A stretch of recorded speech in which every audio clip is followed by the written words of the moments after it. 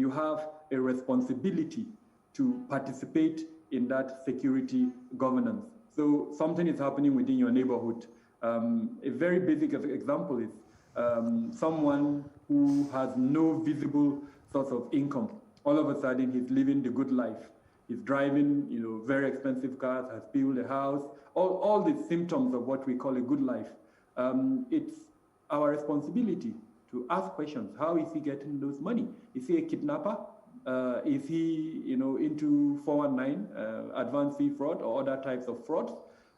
Is he perhaps a security operative that is extorting people and collecting money from them, and that is how he's, supporting that lifestyle? Or is he participating in the kidnap for ransom value chain by either providing weapons for them and all of that? It's only when we ask questions that we can get those answers. And of course, if we keep quiet, the likelihood of we becoming victims of his activities is extremely high. So that is the ideal situation where all citizens see something and say something. But then the other side of the equation is, where do you go and say that something? Exactly. The government provided the ideal platforms. I was just about to say that, exactly.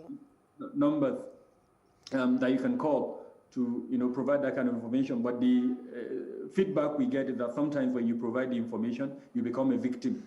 Exactly. Yeah. So, Dr. Gabriel, sorry to interrupt you, but that's what I wanted to take you up on, to say that people have been saying something. So, for example, there are videos on social media. Let's even look at Lagos, for example. People sharing videos of, they being robbed, screens being smashed. There are reports of people even being taken as reported kidnappers of things, and then or thieves, and then they are released the next day. I have done my part. I have said something. I have done something.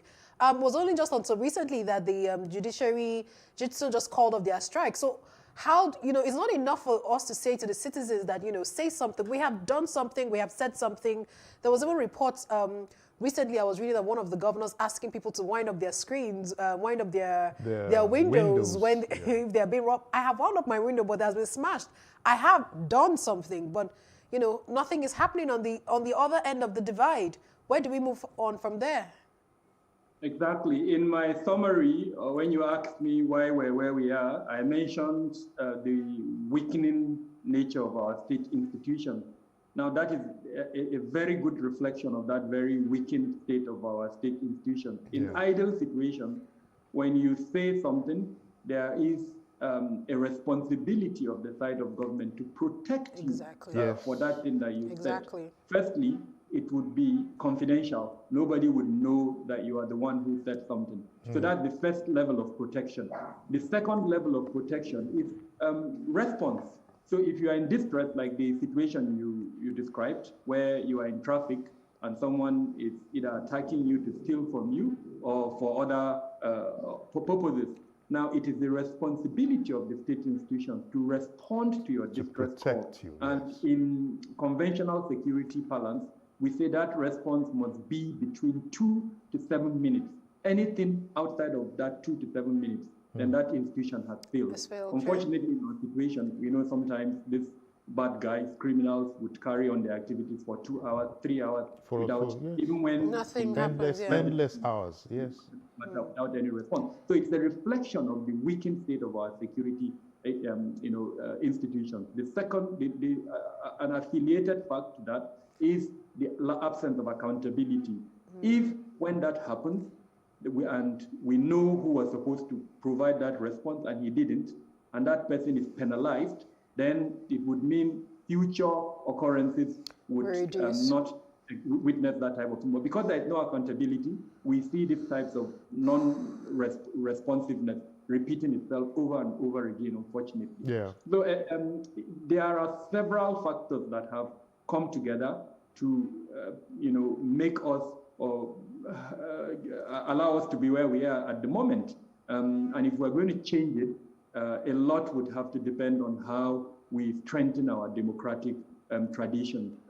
I'm very happy today is Democracy Day, and part of what we are discussing is the consequence of our long years of military rule in the country that has actually created the challenge of where we are. But then have we as citizens accepted the fact that this long years of military rule and dictatorship has affected us. And if we have accepted that fact, what do we need to do to change that? So I'm hoping that in today's Democracy Day celebration, these are some of the kind of discussions that would take place to look critically at our security sector governance and ask those very critical questions. What impact has the military rule, the long years of military rule, had on our security architecture, and that has created the kind of challenges that we're discussing, that have affected our personal security, that has affected national security, and that has created this monster that is at the central government that we as citizens are unable to check. I'm hoping that we'll have this kind of discussions as we celebrate. We are indeed hoping so too, Dr. Kabir. And thanks so much. You've covered so much within a few minutes.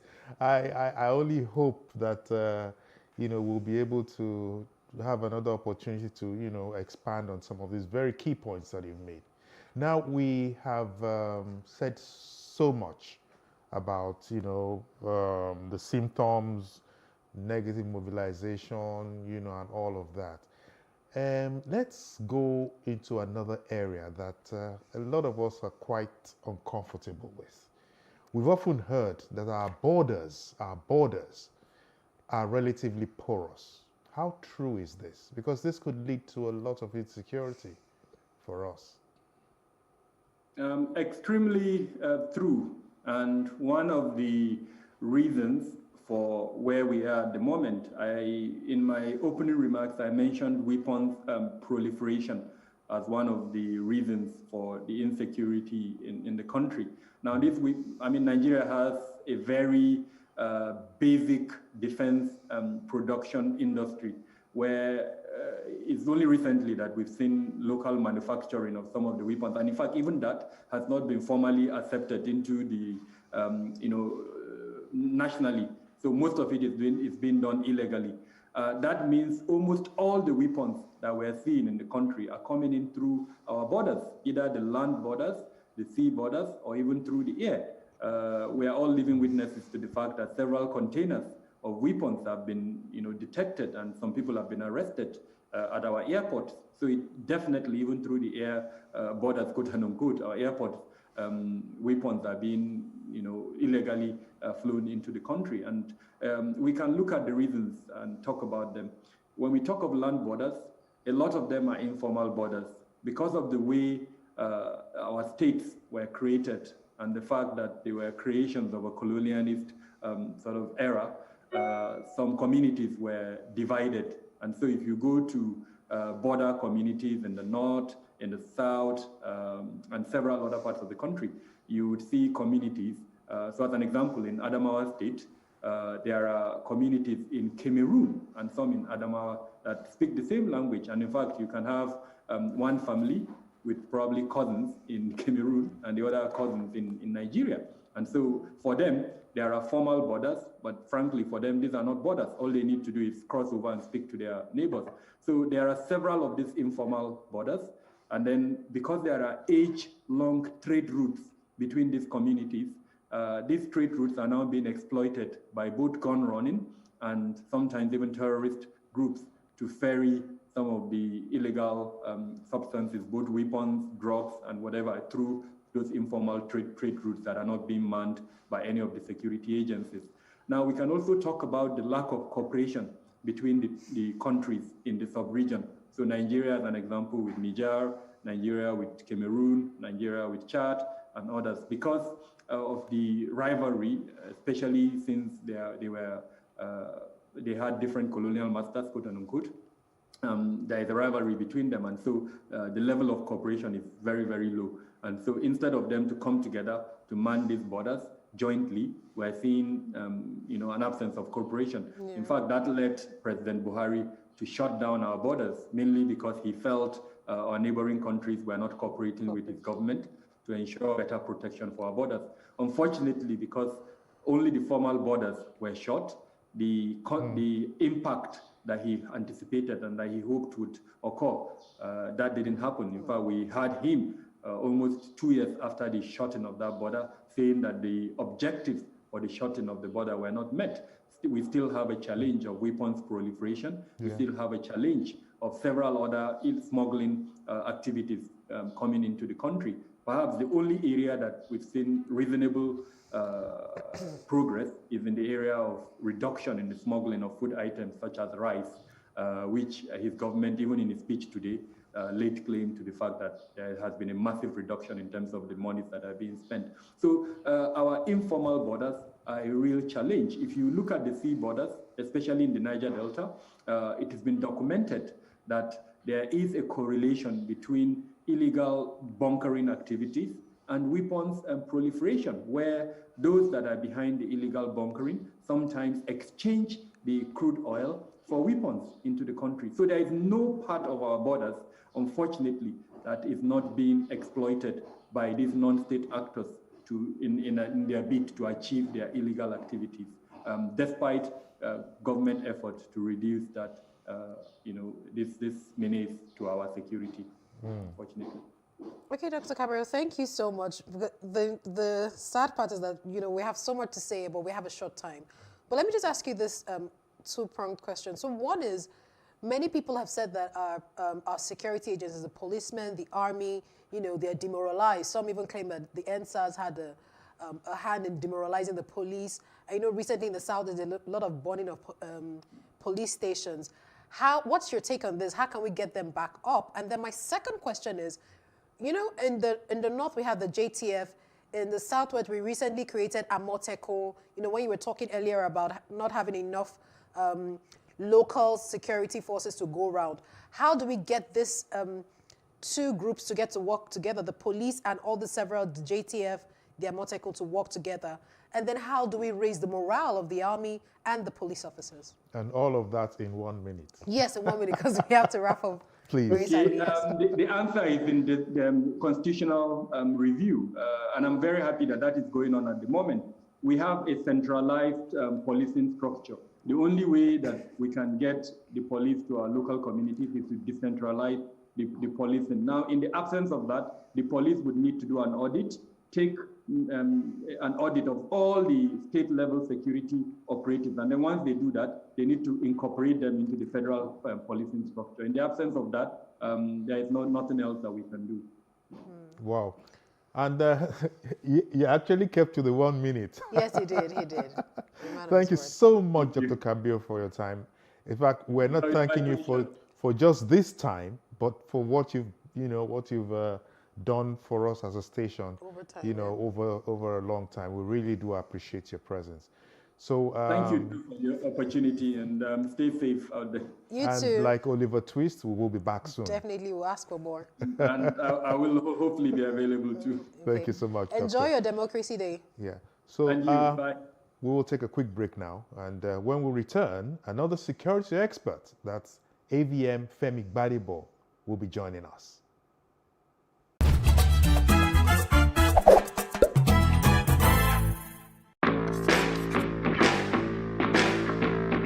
My true story, my brown skin.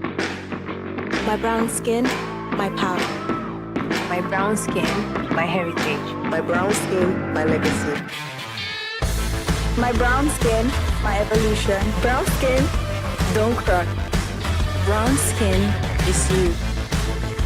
My sexy, my brown skin.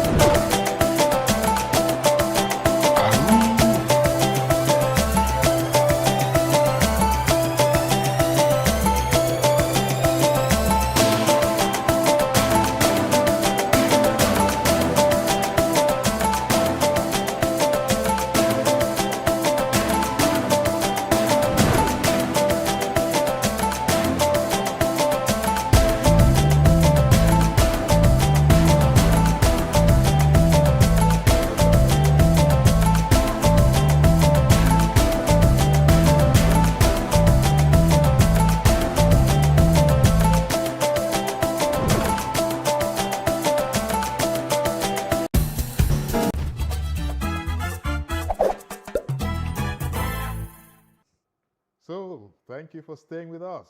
We are still discussing insecurity in Nigeria, and we're looking at all of the angles possible.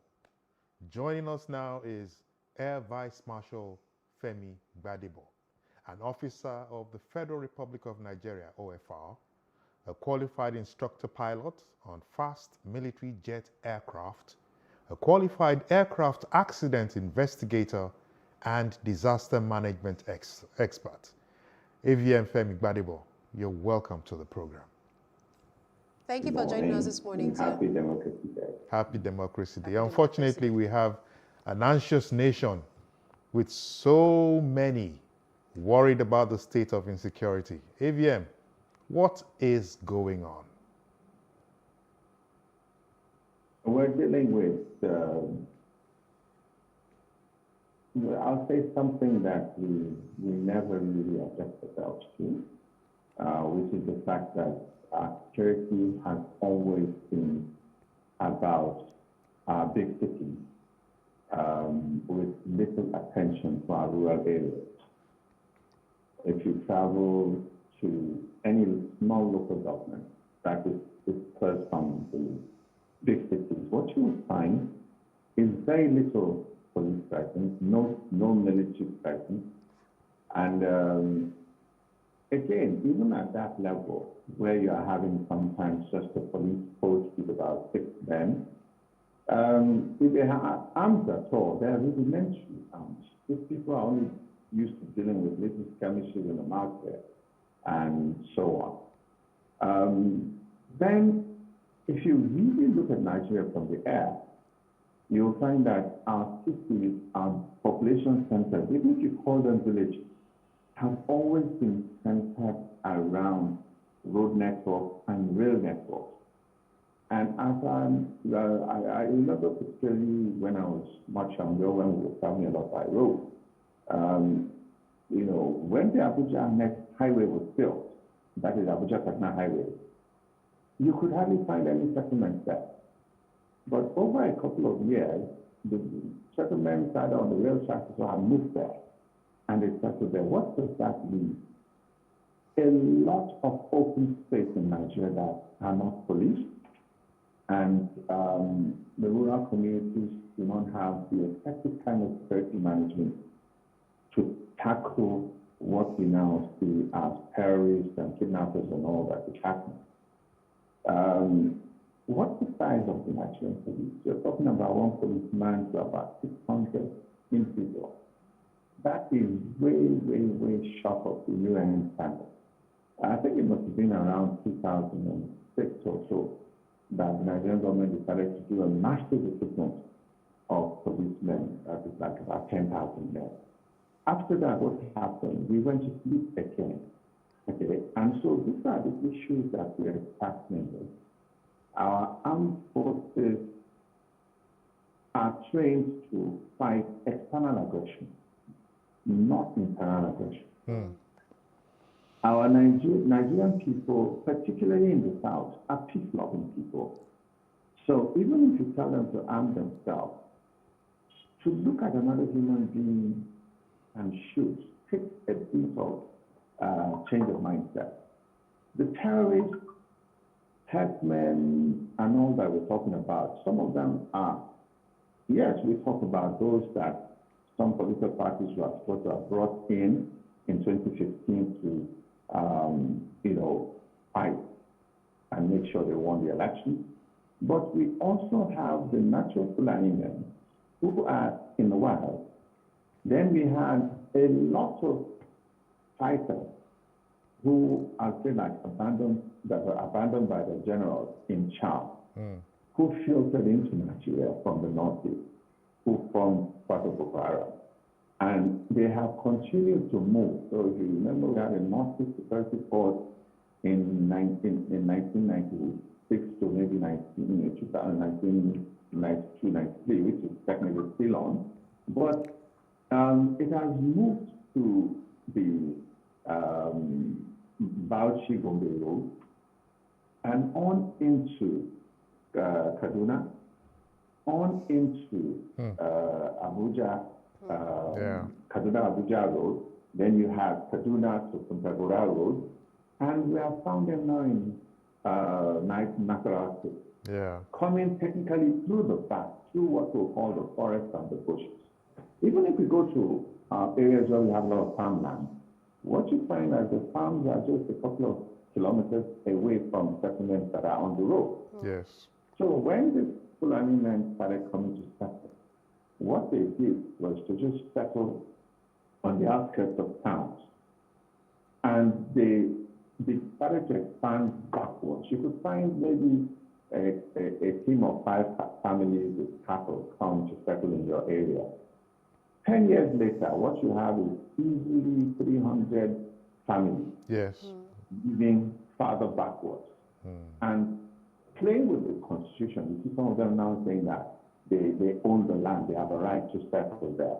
They have married, they have children, grandchildren who are raised in those areas. Exactly. They have speak settled. your dialect very well. Yes. You know, whether it's Yoruba, Igbo, Ibira, or Tiv, whatever language you want to talk about. And they are what we call the peace-loving Fulani. So when these infiltrations of whether the recruited terrorists or the renegade troops from Chad and all came, we also saw something that they also started to raid the cattle when we started having them stealing cattle. And so what happened? People started to arm the Fulani to defend themselves. And so we have a mixture of this confusion all around us. And when we talk about the cattle, let me tell you, I served in Kano between 1976 as a young officer up in 2000, and I also served in Yola and Makodi and all that. And what you find is that most of the cattle you see going around you don't really belong to the head herd. They belong to our elite. Yes. Politicians, businessmen, top military officers, because people discovered a long time ago that cattle is a very low form of investment that really requires very little from you in terms of maintenance. And the town, what I would say, the good Fulani, because we have to separate between the good and the bad, the good Fulani are very honest, trustworthy people. There's an understanding, I don't have the formula again, but it's like you give them like 10 cattle, maybe with a mixture of male and female, and every year the females will, keep retinue of, offspring. And there's a sharing formula where maybe like for every 5, the Fulani man gets 1. Even though they are being managed together. So what it means is that every couple of years, your number of cows increase exponentially. You don't pay these people anything. You don't do any veterinary management. You don't pay for feeding. They just roam around. And whenever you need to sell a few cattle, you just sell them and you make some money. So it's a very interesting business. That's why you'll find most of the people talking about, free range, and every other thing. They know what they are talking about. Okay, so AVM, I need to interrupt you at this time. Yeah. Okay, because this segment is about solutions. So I really enjoyed your analysis. Fantastic of how, the Fulani men, and I don't even like us to even put labels on anybody because we're all Nigerians. We should be able to settle and live in any part of the, country. But, like last weekend, there was an incident in Oyo State. There was an allegation that it was Fulani headsmen, shops were burned, people lost their properties. So since we're talking about solutions, how do we begin to solve these issues? How do we ensure that this does not happen again in not just Oyo State, but in any part, of the country? Because, yes, we have been, like you've explained, people from Chad, but I don't know the difference between the person from Chad and the Fulani, the Fulani man, or the, yes. Even in the South, we do this thing where we say the Hausa and Fulani are just literally the same, the same to us. But the solution is, what do we need to do as a people, as a government, to be able to ensure that these incidents don't occur again? Well, the solution, what I was trying to explain to you is that we are really far gone in terms of management. Sometimes my friends will tell you that I can talk a lot, and that's because I have a lot of history and a lot of knowledge and so on about things. And it comes from the failures of those who are born and raised in the South, and some of us who are fortunate to have spent a large period of our time in the North. We tend to see the people in the North are not educated. In fact, I listened to somebody speak yesterday saying they are illiterate. You see, literacy is a question of language. If somebody doesn't speak your language, they look like illiterate. But you will find that the average Fulani man, not Fulani man, the average northern outer man, whether Fulani or not, goes around with a transistor radio. And he's constantly listening, not to Radio Nigeria, he's listening to BBC, he's listening to Deutsche Welle, he's listening to Radio Moscow, France Radio and all that, and even VOA, Hausa service. Yes. We have had instances when people complain that Mr. President sometimes speaks on outside services. It is because he's connecting to the grassroots. If you look at a skillful man, no matter how wretched he looks, what you will see is a sense of arrogance, a sense of importance. So what I'm saying here, I'm putting the blame on our elite, our leaders, and so on. While they have constantly educated their people as to their place in this place called Nigeria, as to their importance, etc., etc., and because they have a loyalty to religion, they have their commitment, to, let's say, the Arewa commitment. When you come to the south or the east or the south, and so on, there's no real commitment, especially from the younger ones, because the elder people have, disappointed, have taken advantage and for their own benefit. So until we begin to understand that from the primary school level, we must begin to educate people. We talk about the pledge now, but it's like, what happens after the national anthem and the pledge? What do they understand about Nigeria? And so on. That's the loyalty. What do they see from their elders? You see, when a primary school teacher is already playing games, when maybe they are supposed to take photographs, and the story I'm sure has gone around a lot, where the teacher has already padded the price of the and it goes on like that. What is the child learning? That this is how it is done. When in the university, the lecturers are, giving marks for whatever, whether it is sex or money and all that. What are the students learning? I remember one student that told me one time that she was having a problem with her thesis. And because the lecturer said it is from this thesis he was going to buy a new car. This was maybe about 1998 or so. And I said, how much is the handout and so on? Then she laughed. And at that time, it was like maybe 1,500. And she said there were over 500 students. Do the math. Do you understand? So this is the problem we're getting, where we're talking about Nigeria belongs to the youth. But the youth have been corrupted by the mismanagement that they've seen from their elders or those who are molding them. And so it's more of an issue of to your tents for Israel. But when we're saying to your tents, in the south, the tents are becoming so broken up that there are thousands of tents. In the north, it's still reasonably one tent. Okay? But then come back to what I said about using arms and ammunition. We had a situation where for a long time it was like we were mocking up arms in the south. Whether it's from Niger Delta youths to various communities, it was illegal for you to carry arms, have AK-47 and so on. But they had men. They were carrying arms to protect themselves. And we see videos of even young children of maybe 12, 14, boys and girls who have mastered the management of an AK-47, shooting, loading, and so on. In the South, where do you see that happening? Now we finally got an okay from Mr. President that everybody should protect themselves. He started from the Minister of Defense.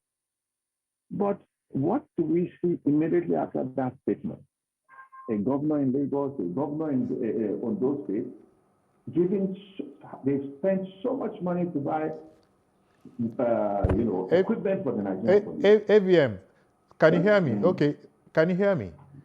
Yeah. Okay, so sorry, I have to put a pause on that now because we're running fast out of time. And I think all put together, you've made a case for communication, maybe connectivity, between the executive and the rest of us and all of that. But I mean, I think your point has been noted and is well taken. We have to start wrapping up now, but for a nation that's over 60 years post-colonialism and several years in democratic governance, one would expect that by now we would have been able to, organize ourselves more effectively, especially as it concerns our security, our security system. Is there any final word you want to give to the executive on one side and then us as a people, for us to be able to effect something that is worth talking about? From Mr. President's statement a couple 2 days ago, it is clear now that governors, they always say they are the chief security officer of the state. Now they need to put the money where their mouth is. They need to set up their own forms of security. They need to, whether it is from the regional police or whatever, down to vigilantes.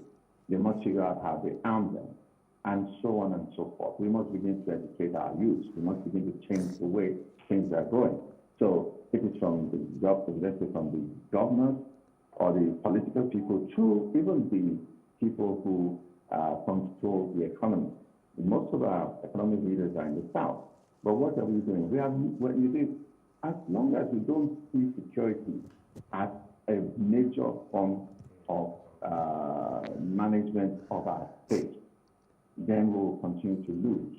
Because we are not sending our children to the military. We're not sending to any of the uniformed services. And at the end of the day, this is where the core of the party lies. We must begin to take it more seriously. Which traditional ruler in the South has a child in a uniform service? Which of our top businessmen in the South has a child in uniform service? Former Emir Adubayero, you saw when he was on his stool, his son joined the police and so on. So this is what I'm talking about. We must take security seriously. Yes. You can't understand security if you don't even have your own people there who you can talk to, who you can understand. So it is going forward now. Let's not stop talking about security of that. Let them begin to implement it in your house. Okay, AVM. Thank you so much. Thank you so much for your time, sir. Sadly, we'll run out of time again. Thank you. We hope to have you sometime soon to continue to break down and, offer us more solutions, because really what we need right now is solutions. Everybody has analyzed the problem, but we need to get practical solutions, and hopefully our leaders will get to listen. Thank you, sir, for your time. Okay, so Farah Wotomo will be joining us shortly, and she'll be speaking with Tomiwa Aladekomo on the recent Twitter ban, and they'll be discussing about how social media is not the enemy. But first of all, Eric will be showing us some simple exercises, routines this morning. Stay with us. Stay with us.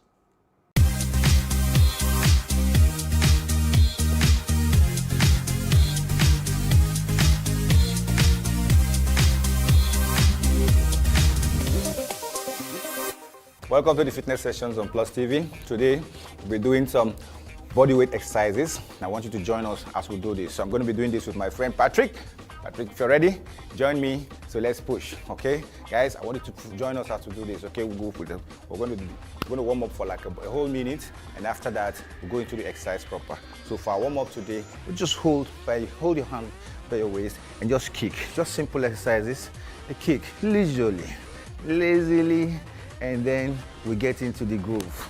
That's how we'll do it. 1, yes, 2, 3, 4, 5, 6, 7, 8, 9, and 10. Let's bring it up. 1, 2, 3, 4.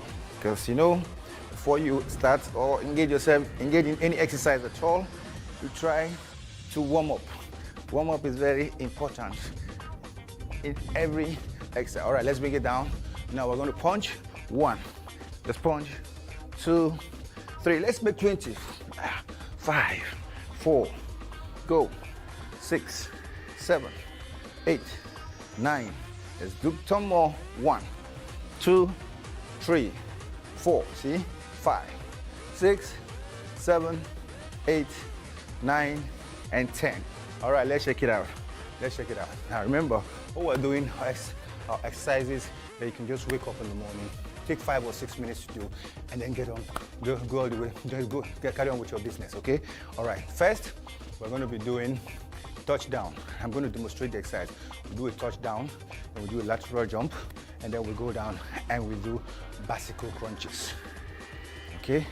We're doing these 3 exercises. We'll go 10-10 each, 10-10 each. We'll do about 3 sessions of it, and I'm sure by the time we go to the 3rd set, you'll be feeling the workout. Are we ready for this? Are we ready, Patrick? Okay, first, I want to show you, we'll start with a simple lateral jump. Just go there. 1, 2, simple jumps, there, okay? We're going to do that 10. That's the first exercise. The second one, we just go, I want double shuffle, there. Double shuffle, down. Again, down, and down. That's the second one, and then we go down, okay? We go down, stay here for me, and put your hand here slowly, and exchange,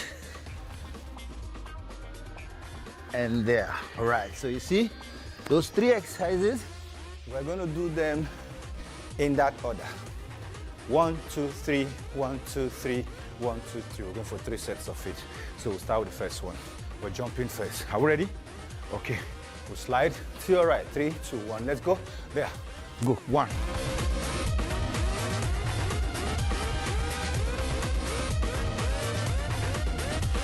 Double shuffle for me. 1. There. 2. There. 3. Again. 4. Push. 5. Give me 5 more. There. Go. 4. Well, 3 more. 2. Last one. There. Okay, let's bring it down. Let's go down. Right? We're going for bicycle crunches. All right, this is an exercise you can do in place of push-up. Keep that hand here. 1. First, before you start, crunch. Okay, crunch. Suck in your belly button. Hands by the ears, and just go 1. All right, let's go. Change. 2. Again. 3. Go. 4. Again. 3. Last one. 4. All right. Since we're on the floor, since we finished on the floor, might as well stretch on the floor. Okay. So we're here. Bring your hand here.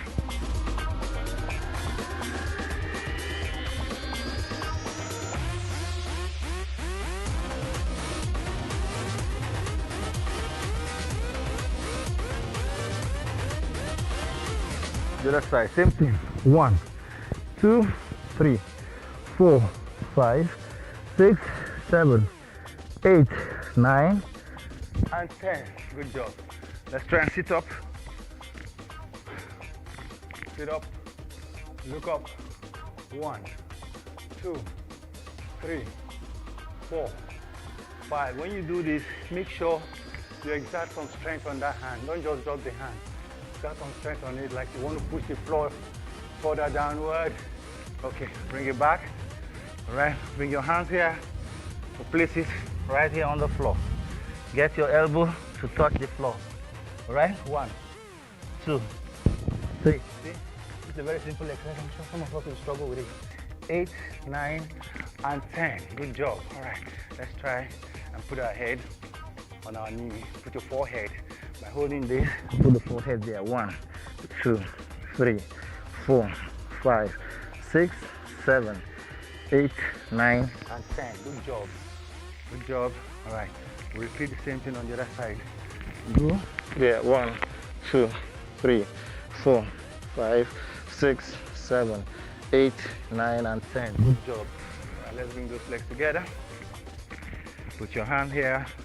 You give me a bridge, a straight arm bridge. All right.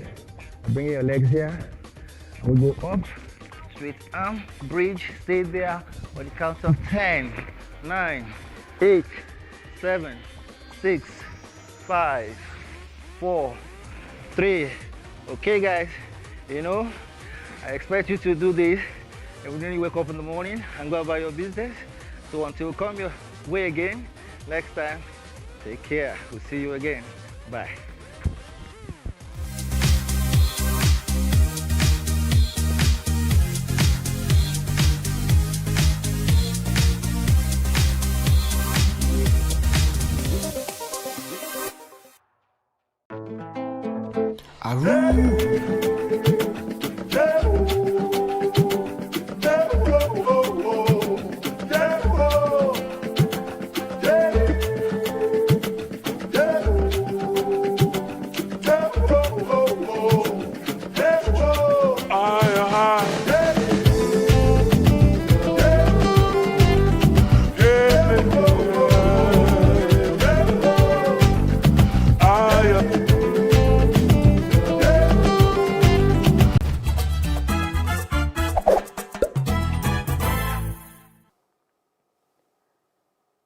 The media has been awash with news about the Twitter ban.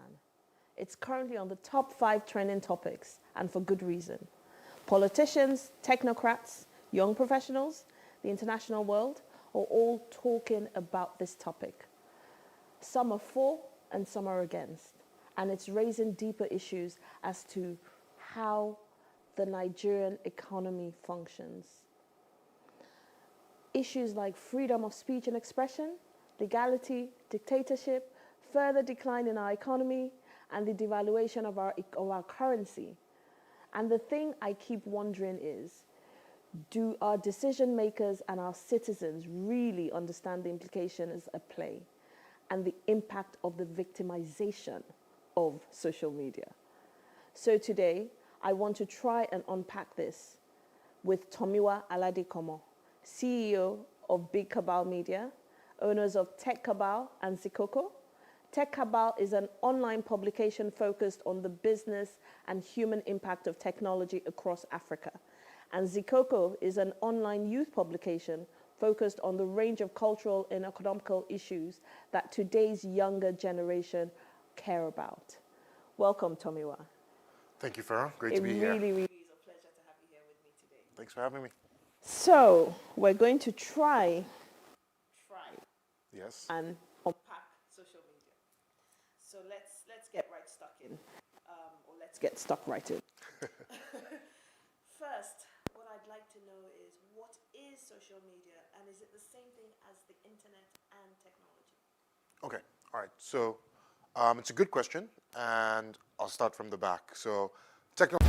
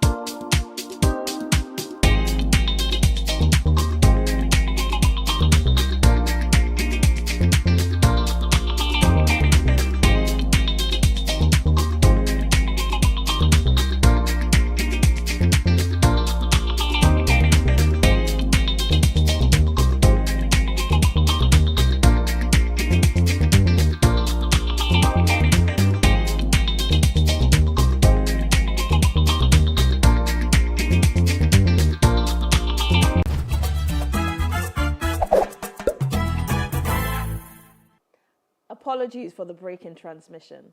So I'll backtrack a bit. First, I will welcome my guest again, Tomiwa. Thank you once again for being here. Thank you for having me. And on to the first question again. Okay. What is social media, the internet, and technology? Okay.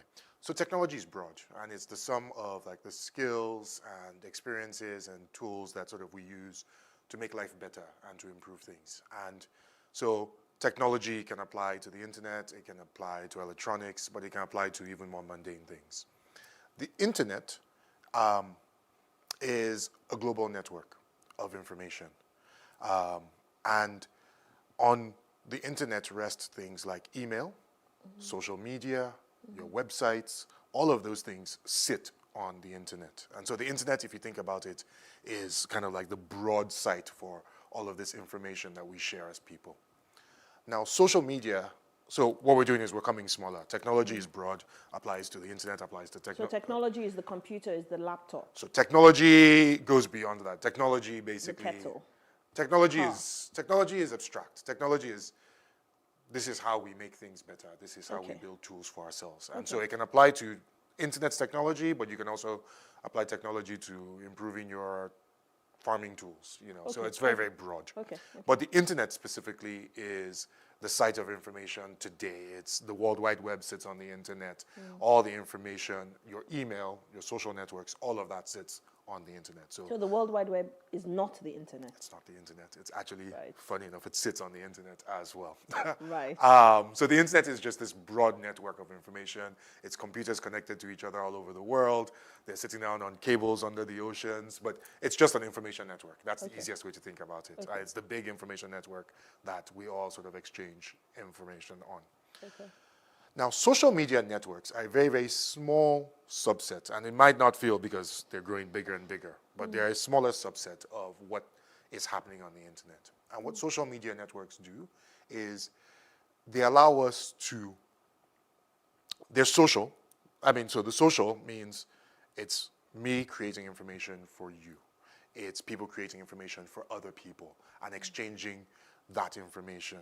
And so social networks are different from traditional media publishers or media platform. Media's, again. So some of this, I think some of this, like technology, media is broad. And so let's avoid going too broad because we might then just get into purely philosophical spaces. But I mean, media basically is the exchange of information and the platforms on which you're exchanging that information. But I'd say essentially the big thing that differentiates social media networks or social media from traditional broadcast media is the idea that you're creating content and information for one another. It's social. So it's, whereas a traditional broadcast media outlet, like a newspaper or a television station, would be creating content for 1 million people to consume. The distinguishing factor of social media is it's 1 million people creating content and information for 1 million people to consume. And so if there were 6 of us in the room, with social media, all of us are creating content and information and sharing it with other people. And so that's the big change that social media networks ushered in, is they changed the way we communicate with ourselves from broadcast models where it's one authority creating content for people to people sharing information directly and creating content directly for themselves. I have a very interesting analogy to describe what you've just said. Bring it on. Broadcast media is a conference or a movie theater. Yes. Where you're sitting down and the information is being given to you. Yes. You can't actually respond back to it. Yes. Social media is an Owambe party, a social party, where you're all sitting at round tables. I love it. I love it. And you're all interacting with each other. I love it. Why not? Why not? It makes sense. It makes sense. Yeah. And I will say that democratization of information is something that the internet started, and then social media networks sort of like really accelerated, basically. And the social media network works better. We have something called network effects. The more people are at your Owambe, then the more information there is for you all to share. Yes, the more enjoyable, the more enjoyable this Owambe is, because exactly, Pharaoh has brought her gist, you know. Shalewa has brought their own gist. Nkechi has brought their own. So now there's more, and so social networks, they get richer, they get more valuable the more people are on them, and that's called a network effect, because if it's only you and me, it's like, okay, we can have a conversation, but it's you, me, Shalewa is there, Lisa is there. It's like, this becomes richer, there's more information. And then that social media network then becomes more valuable, because if it is an Instagram, there are more interesting images to share. If it is Twitter, there's more interesting news to share. If it's Facebook, there are more family photos, there are more of your friends to find. You can find more people from your secondary school and your university that you haven't seen in 20 years. You can connect. And so each social network gets richer the more people are on it. And that's basically called the network effect. Is it becomes more important and more informative the more people are on it. And it's more emotive as well. And it's more emotive as well. Yeah, because you're tugging at heartstrings from different perspectives. I think different social media platforms elicit different things. So Facebook, you know, especially is very, very emotive. It's very emotional. People are sharing, you know, family photos. They're sharing like their personal things. Twitter can also be very, very emotional and very, very emotive, but it's also very newsy. You know, people share a lot of like, here's what happened today, here's what's happening in the news, here's my opinion on this thing, you know. And a lot of that happens on Facebook as well, but Twitter, I mean, I think more than most platforms has become about sharing news, about sharing information, about sharing ideas. Something like Instagram, because it's so visual, is I mean, you still see a lot of news organizations in there, but people go there more for entertainment. People go there for, you know, bright images. People go there to shop, you know. So each of the platforms, they all do a lot of the same things, but there's slight differences based on the way they've been built, what information they prioritize, and how people have come to see them and use them. Yeah, or something like even LinkedIn. Or something like LinkedIn, very which different. is very, very focused, you know. Well, it used to be very, very focused, but now people will go there and announce their birthdays as well. But it is primarily for jobs. It is primarily for finding professional advancement. And so each of the social media platforms, slightly different characteristics, and that changes based on the people that use it and how it's been designed. So you've just described an economy, basically. Yeah. Social media, I mean, they're a huge, huge part of the economy. I mean, it's the same thing as the internet became a humongous part of the economy. You've seen massive, massive world-eating businesses built on the internet. Social media platforms are massive businesses in and of themselves, but even bigger businesses are being built and conceived inside of those platforms right now.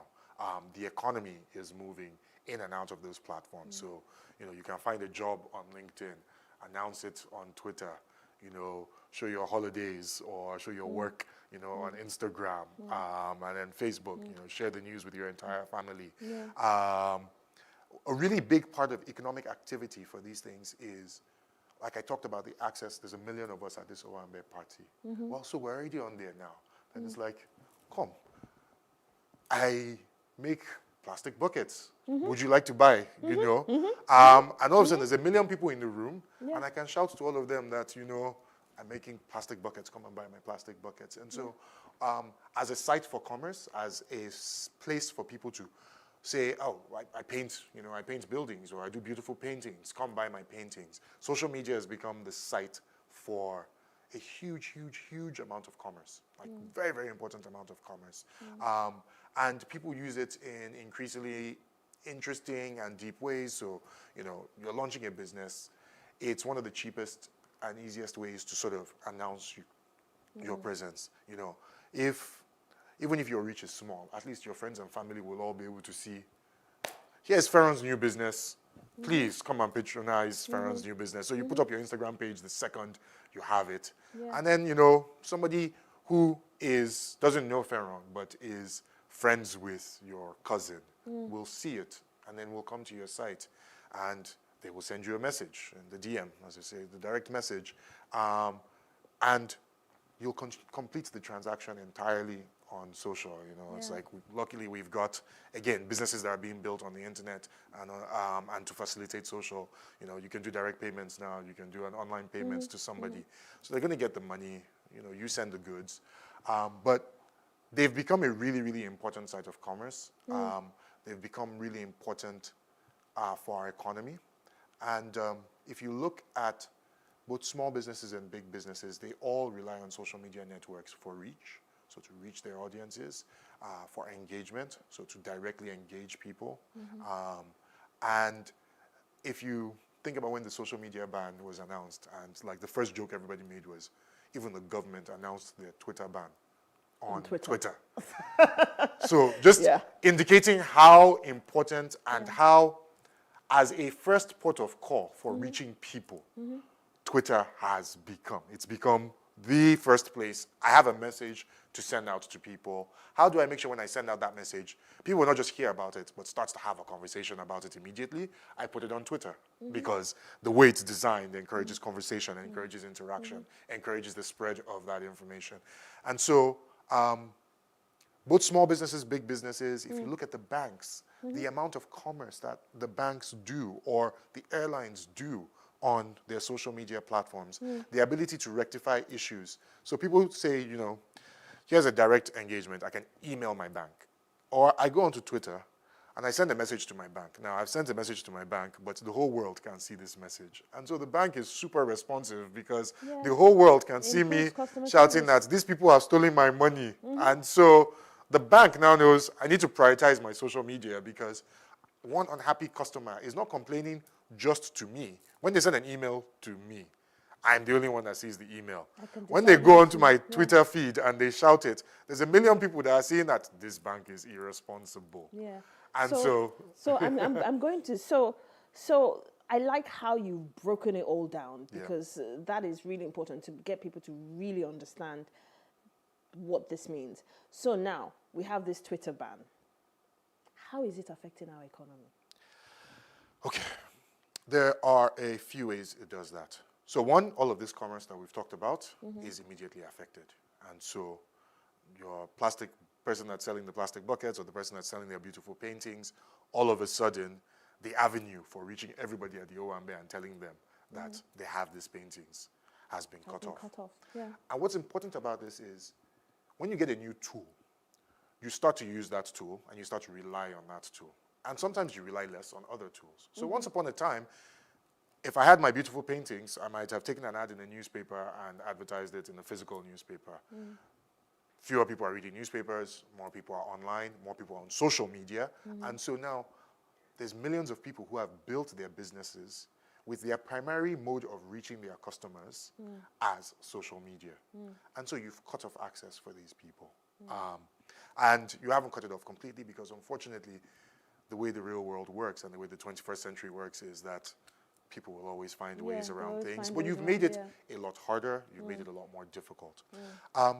For big companies, their ability to reach their customers, their ability to serve their customers. So that bank, their angry customers are still angry. But officially, the bank should no longer be responding to their customers if they're a good citizen, corporate citizen of Nigeria because Nigeria said, no, don't use social media. So the person who said, let's ban social media, has not thought about the fact that your biggest companies are servicing their clients on this platform. And you can say, move it to another one, but how easy is it to move it to other platforms? And the customers are still there shouting and complaining, and now you can't service them. So that's another one. 3, and this is really, really hard to underestimate, it really, really damages the way we are seen internationally. It damages investor confidence in the country. It damages our business confidence, even the people who are here doing business. I mean, everyone is, you know, you've heard, I'm sure, the conversations come up about people trying to leave the country or people moving, and people are moving for work. But people who own businesses that employ people also get frustrated because it's just, why does this have to be so hard? Like, do we need to create additional impediments in an economy that's already not doing very well? Do we have to make it even harder to do business? Why is the government scared of social media? Because it seems like it's not just our government that's scared of social media. So a lot of African governments are are scared of social media, they're scared of the internet, they're scared of the free flow of information. And TechCabal covers technology across Africa, and so we've written a lot about social media bans in other countries. We've written a lot about the internet getting shut down in other countries, and we're very unhappy to have to write about the fact that Twitter has been shut down in Nigeria. Why are governments scared? I think governments that are doing poorly are scared of the free flow of information. Governments that are repressive in nature are worried about people being able to criticize them openly in the public. If you ask the Nigerian government, a big part of what they will say is security concerns, and that people are organizing or people are fomenting unrest on the internet. I'd say in terms of fomenting unrest, that is a problem because it means that the government cannot differentiate between legitimate protests and things that are dangerous for the administration. So if you heard the president speak a few days ago, he talked about the NSARS protests as those people that are marching to remove me.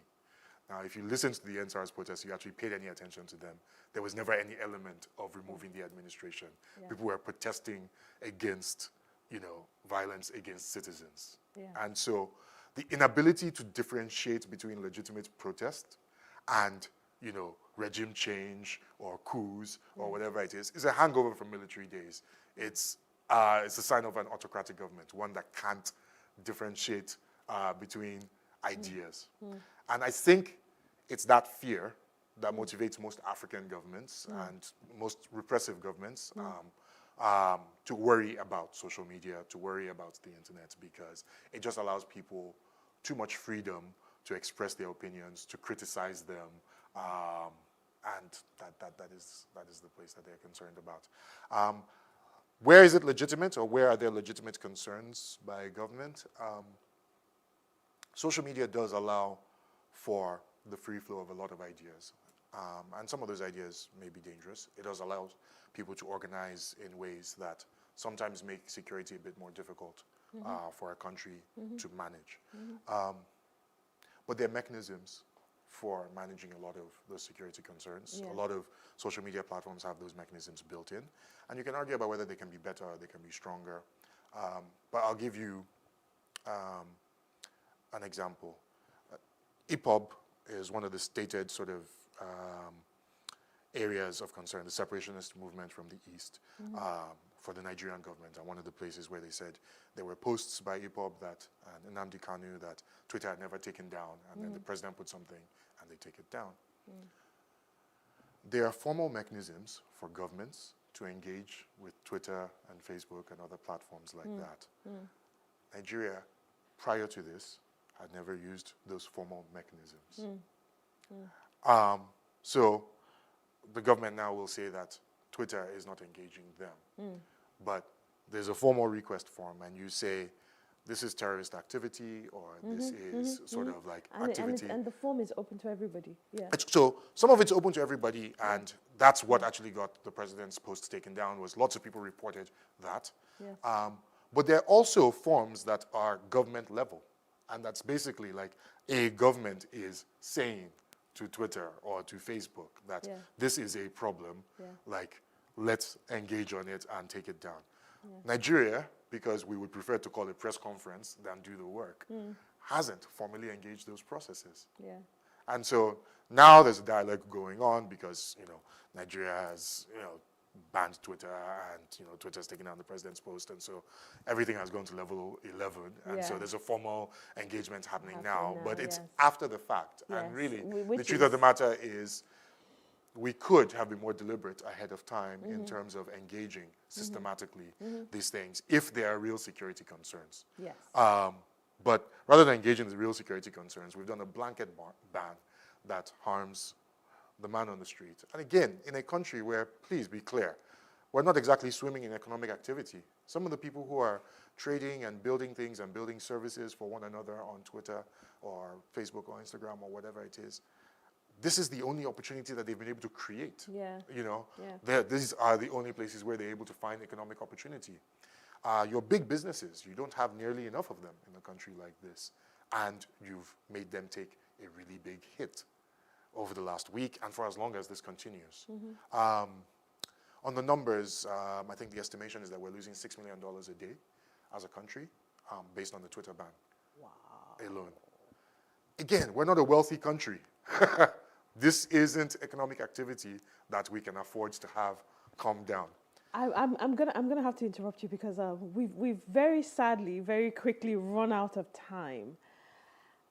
But I think in this short time, I have achieved one of the key objectives I wanted, which is let's even break down what this means, you know, and to think that we're losing, what did you say? $6 million a day. $6 million a day.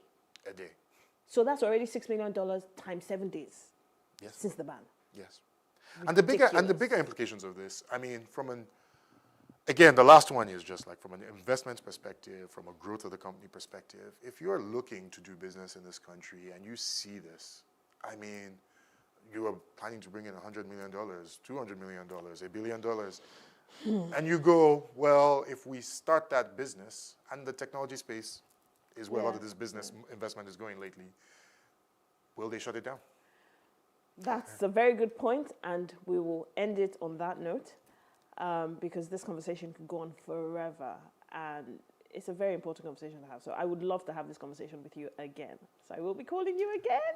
No problem. Thank you for having me. I appreciate it. Thank you so much for being here, Tomiwa. Thank you so, so much.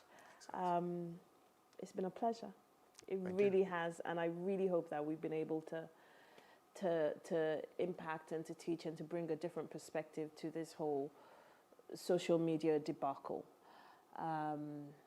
And we will be coming back in a few minutes to wrap up the show with John, Fumi, and myself. So stay with us for a few more minutes. Thank you.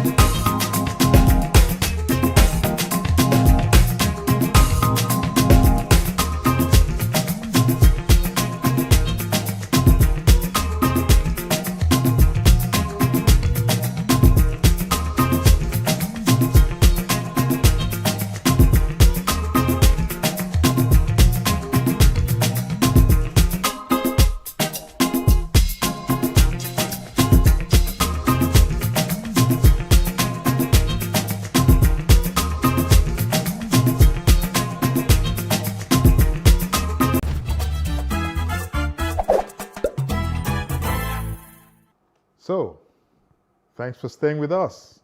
This is Today with John and Helen.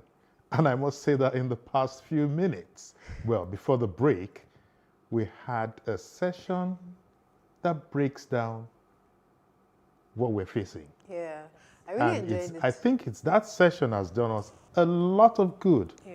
Because now we can see in proper perspective the implications of the Twitter ban. True. Okay? Yeah. So we are good. You're happy, yeah? I am very I'm happy. Yeah, very, very happy. I even had to ask the guest behind the scene, he was the lecturer, because I really liked the way he broke down the numbers, the issues. He did a fantastic job. He did a good job. He sure did. And I hope we'll have him again on the show. Sure. I can't wait. So we'll move on to my nugget now. Yes, JS, over to you. My nugget on public speaking. Like I say, for those of you who may just find yourselves on stage and about to give speeches or even prayers in the mornings at home. So my nugget today is this. Great speakers don't happen by chance. They happen by design. So if you want to be a great speaker, you have the skills for it, you have the talent for it, you may have the passion for it, but you need to get the skills for it. Yeah. And what I mean by getting the skills for it is get some training, even if it's mentorship, something that helps you prepare. Yeah, right? practice. Like our last guest definitely didn't just jump onto the show. I'm sure that even if it was for 10 minutes on his way to the studios, he would have prepared. He was here 2 hours early. Yeah. He would have prepared himself mentally. He would have arranged his thought process. And it takes a bit of skill to be able to do that. So don't assume that great speakers happen by chance. They happen by design. Okay. So that's it. Fantastic quotes. I think it doesn't just apply to public speaking. It applies to life, to everything. Yeah. Okay, so Pharaoh, next Saturday. Next Saturday is Father's Day. Yay. And like we said, we're not going to leave the fathers out. So we're going to have some very robust conversations about fatherhood from different perspectives. So please tune in next Saturday. So for once, fathers... I think the fatherhood is very underestimated. It's every day is for mothers, one day for fathers. Yeah, it's fantastic that we celebrate mothers, but fathers are very important for leadership they and play for a pivotal role. Yes, for everything. They really are the anchor to everything. Yeah. Okay, but we've sadly run out of time. Thank you very much for joining us this morning. There is don't tune up just there. There's a Democracy Day special with Kayadela Dende and Marianne just right after this show. So Farah, going to say your goodbyes. Thank you so much for joining us today, and we can't wait to see you next Saturday. And like Fumi said, Democracy Day, 28 years in 2 hours. So stay tuned. Okay, so... Well, I want to thank Fumi for coming on the show. Yes, thank you so much, Fumi. I thoroughly enjoyed your company. I thoroughly enjoyed myself here today. And for those of you out there who've been with us, thank you so much. Yeah. And to the team behind the scene, thank you all very much. So stay with us. The show continues.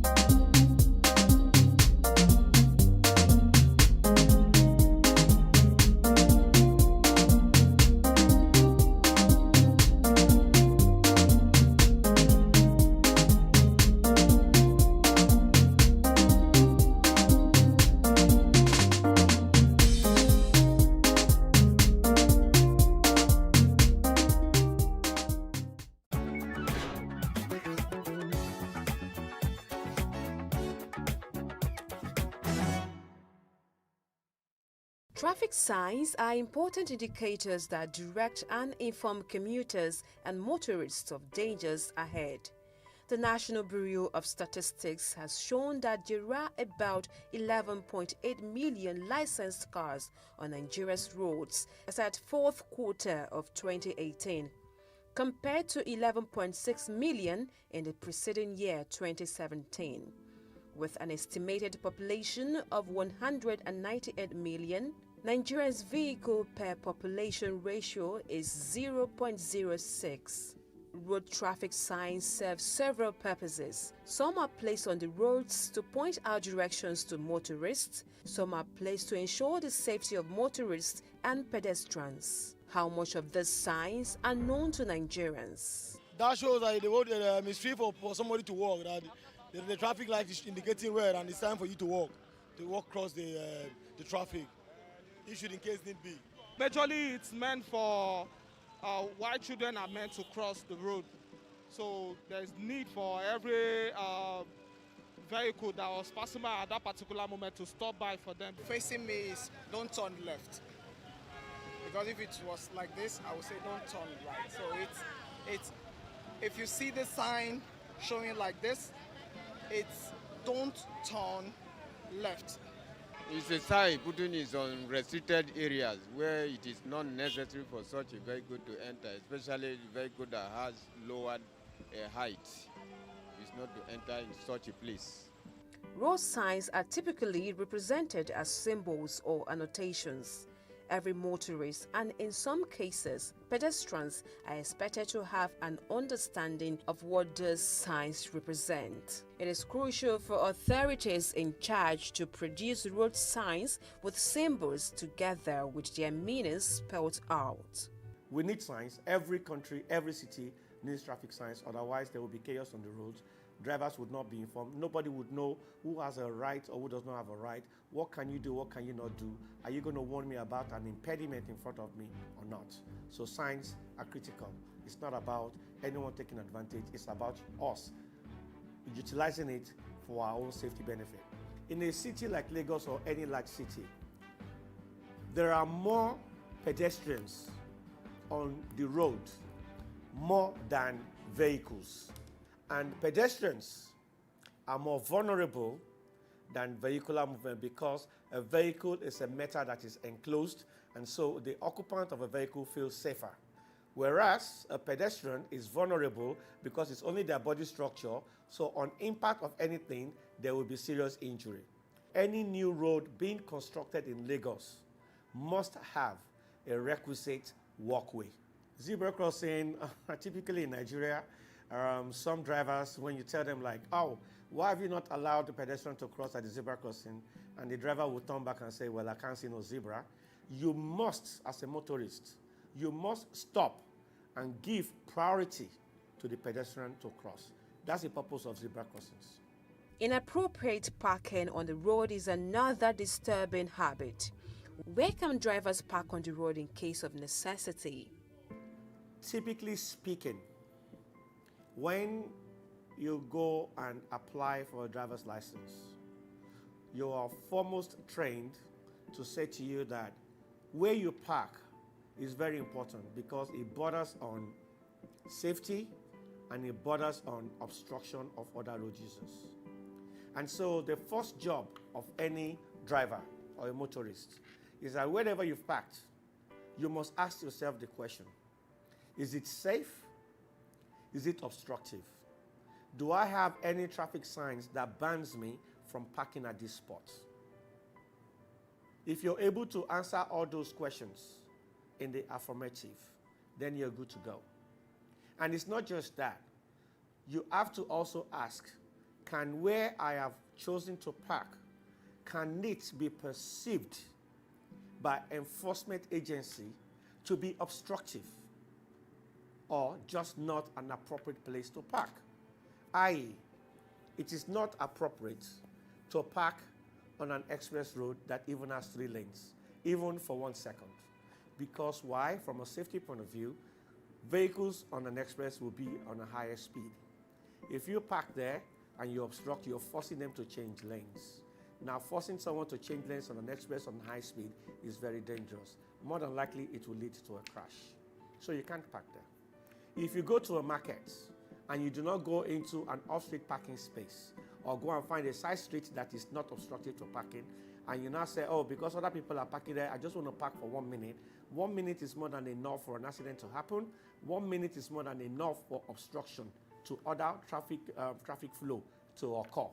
So your 1 minute to you may be small, but for the country, for the state, for agency like ours, 1 minute at an inappropriate place is obstructive.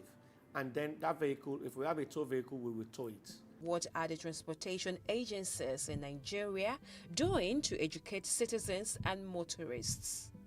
With a program like yours, it's all part of the education links that we have, that we use. Federal Road Safety Corps, Lamata, LASMA, any agency that has anything to do with safety on the roads, with transportation, would always look for an avenue to educate the citizenry. There's a purpose for the road.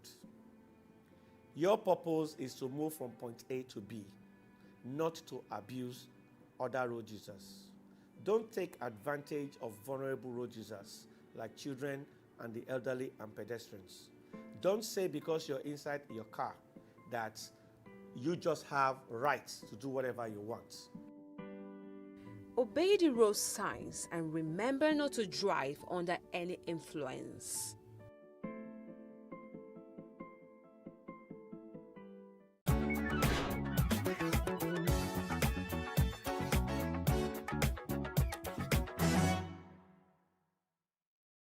I will fight for peace, and we will get peace. Moshood Kashimawo Olawale Abiola, speaking after the annulled June 12, 1993 presidential election, which he won.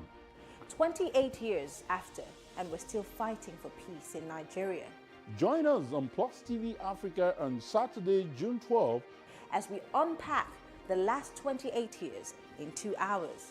We'll be discussing our numerous security challenges and the ongoing search for peace. We'll also x-ray the sincerity of the political class. See how far we've come with the economy. We'll talk about youth participation in politics. Don't forget women participation in politics. And of course, our love-hate relationship with the rule of law. Mary Ann and I have experts join us to discuss these and more. You can also be part of the discussion by making your contributions on our social media platforms and joining us on DSTV channel 408.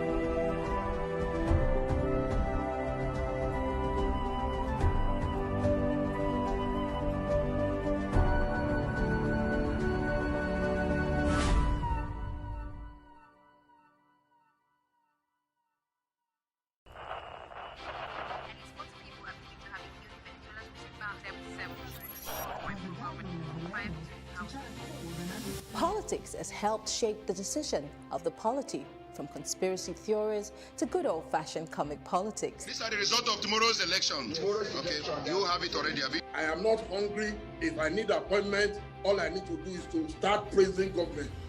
Plus, politics will fill the polls of the country, from friends to frenemies, even strange bedfellows, to clones and stooges. We go beyond the rhetorics and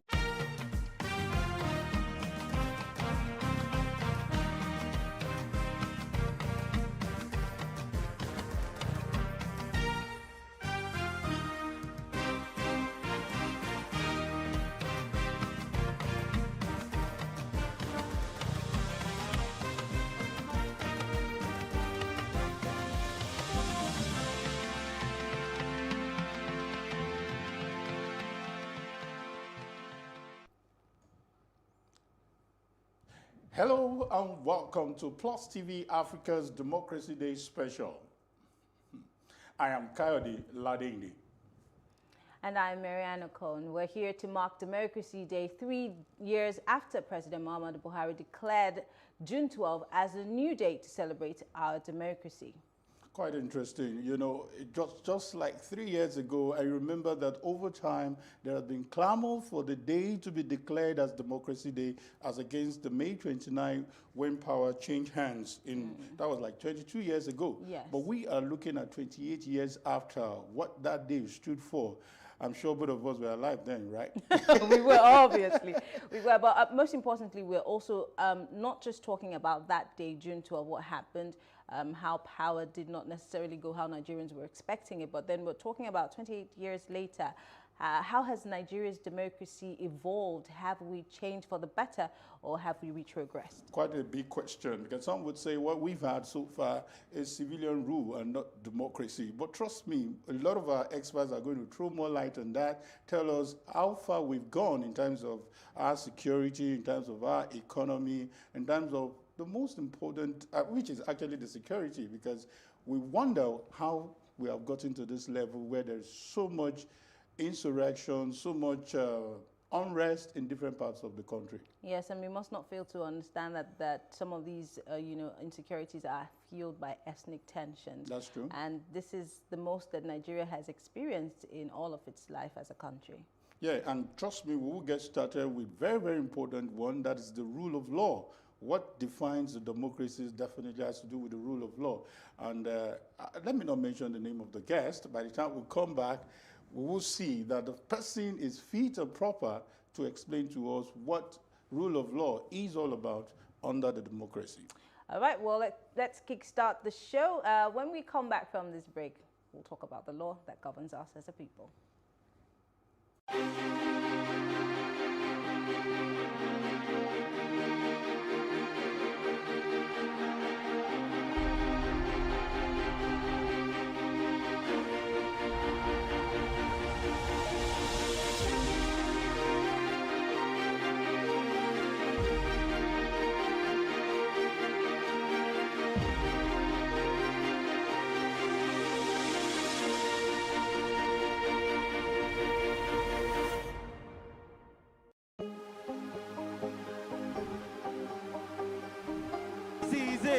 For upcoming artists to blow in Nigeria.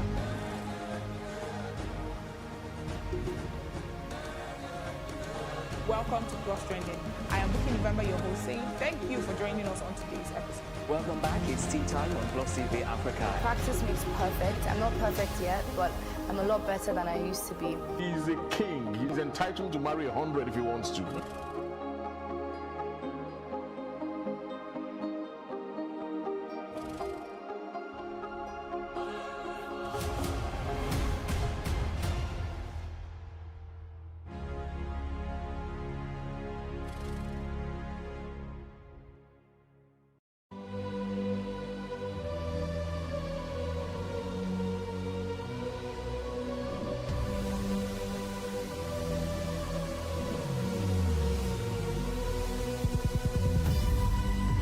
What we do not understand, we will stigmatize. What you can see is the remaining of the tanker that exploded. The suspect equally confessed.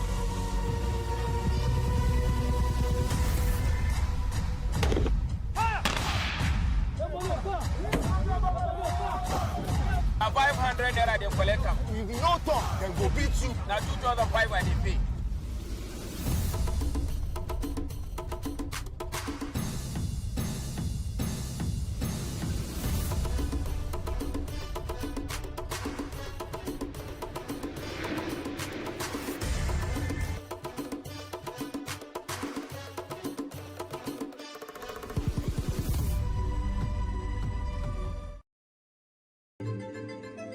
Nigeria, by extension, Africa, is faced with a lot of challenges.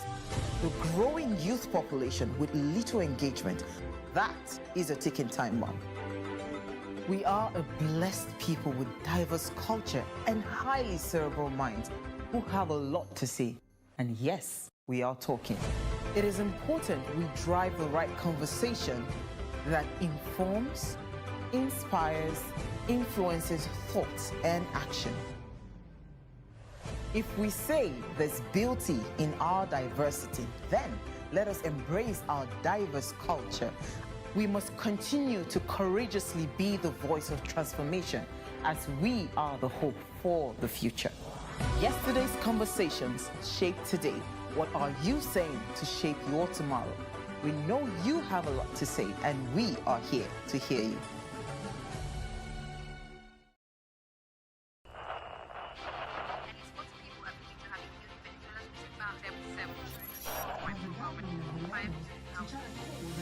Politics has helped shape the decision of the polity, from conspiracy theories to good old-fashioned comic politics. These are the result of tomorrow's election. Okay, you have it already, Abi. I am not hungry. If I need appointment, all I need to do is to start praising government. Plus, politics will fill the polls of the country, from friends to frenemies, even strange bedfellows, to clones and stooges. We go beyond the rhetorics and the drama to analyze the story behind the story. Let anybody come and say. The moment we stop having charlatans occupy political offices, we will curtail hate speech. Plus Politics, not just another political show. It's about putting you, the citizens, in the know.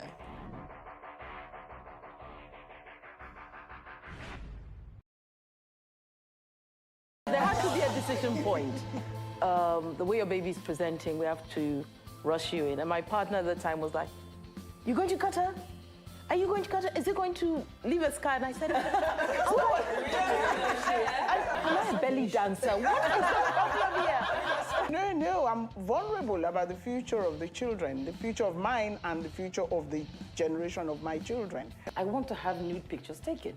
Of you? Yes, Yeah, but we without had that showing my conversation. private parts. I want to put it in my front room. And they said, "You can't do that. People will be embarrassed when they came into your house." I said, "Well, it's my body and it's my front room." All the things that we do, what is the purpose of it? I just realized that I was more trusting before I was 6. So many women, they just feel like I have to cook for my husband, I have to breastfeed my children, I have to pick them from school. Because society expects Then you them go to. home and you cry and you stop your career, you can't do anything, then you blame everybody. You took that choice.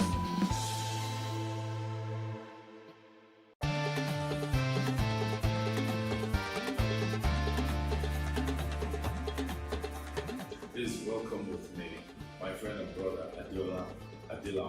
We call him Turi. We have refused to let the schools evolve. Lekon, wait, have you ever asked yourself why it is only the teams that are owned by state government?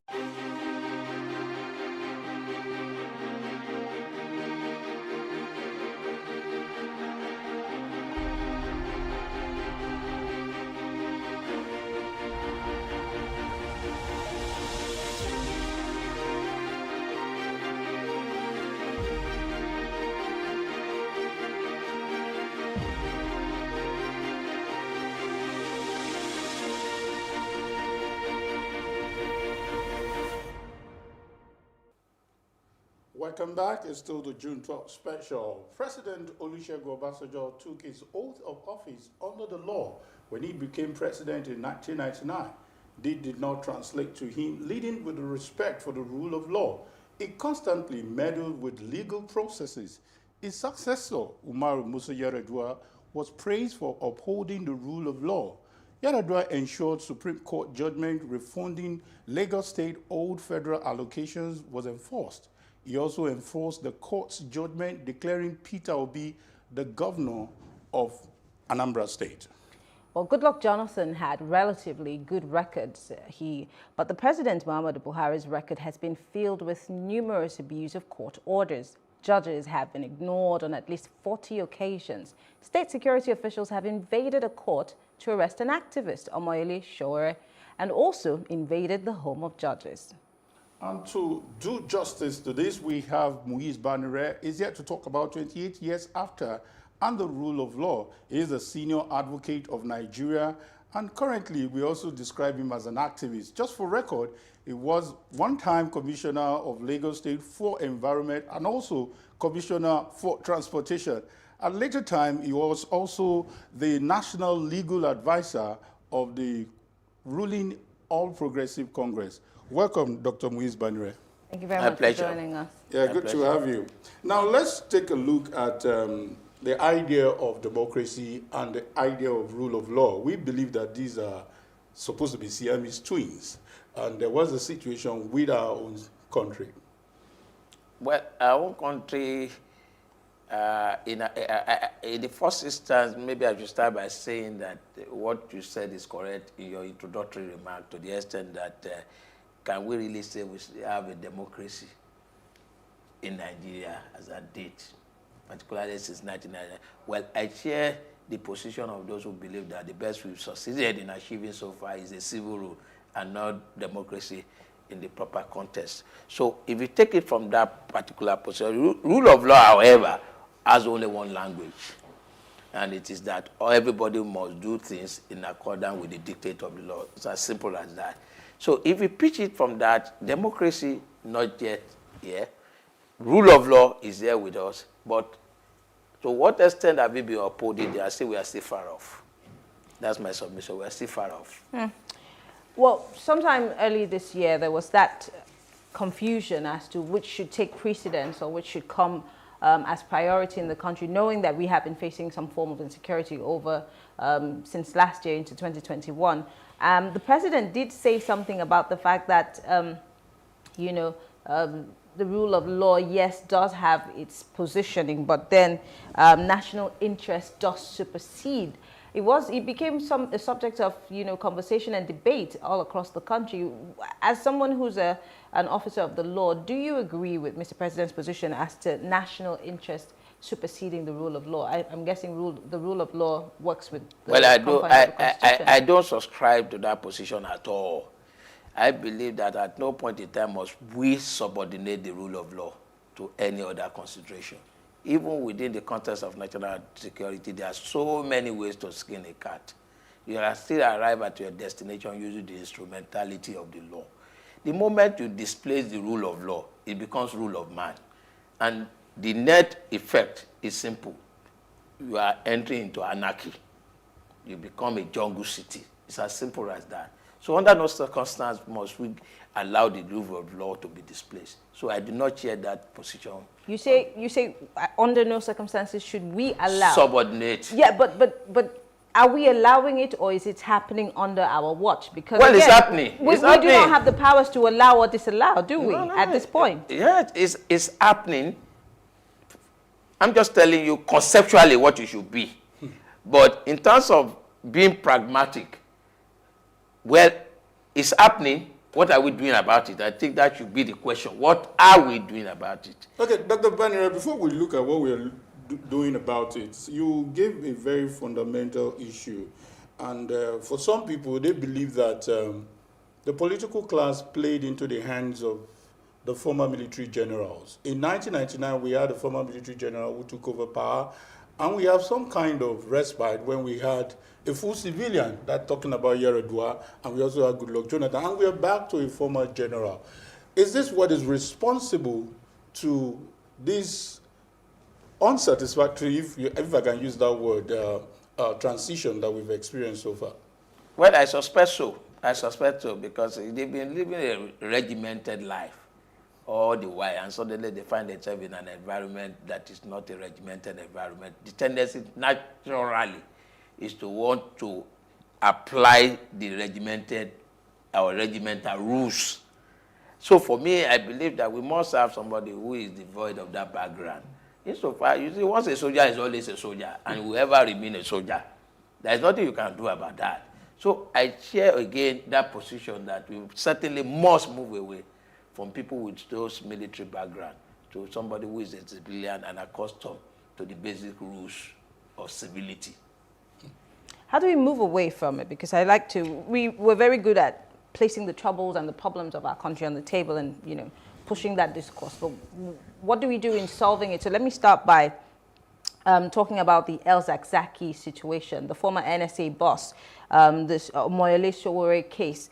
These are clear examples of the rule of law not being adhered to. And we do have a constitution where there's so many laws that, in fact, we haven't even begun to scratch the surface of, adhering to these laws. But it seems that we have a government that seems to pick and choose when to obey the law, when we, the people, should obey the law and when they should obey the law. But we are in the democratic dispensation. We claim to be in one. How do we get to make sure that our public officials adhere to the rule of law and do not pick and choose when they should, adhere to it? But that's a long talk. A long one. Let's keep it short and simple. I will struggle. In the first instance, to do this, you need an enlightened populace. Our people must know their rights and they must know where the obligations are. Up to now, we do not have that. So the first thing that I will advocate is that we need to educate and enlighten our people about the tenets of the rule of law, what the implications are. Until our people appreciate that, that's when they can react appropriately to any violation of the rule. Whose job is it to do this educating, aside from the media? Please don't say the media. Well, it's all of us. I would say all of us, particularly those who are enlightened, to be able to enlighten or educate those who are not. So everybody is involved in this one. We cannot limit it to the government. We cannot limit it to the media. The traditional rulers are there. The NGOs are there. The civil society organizations are there.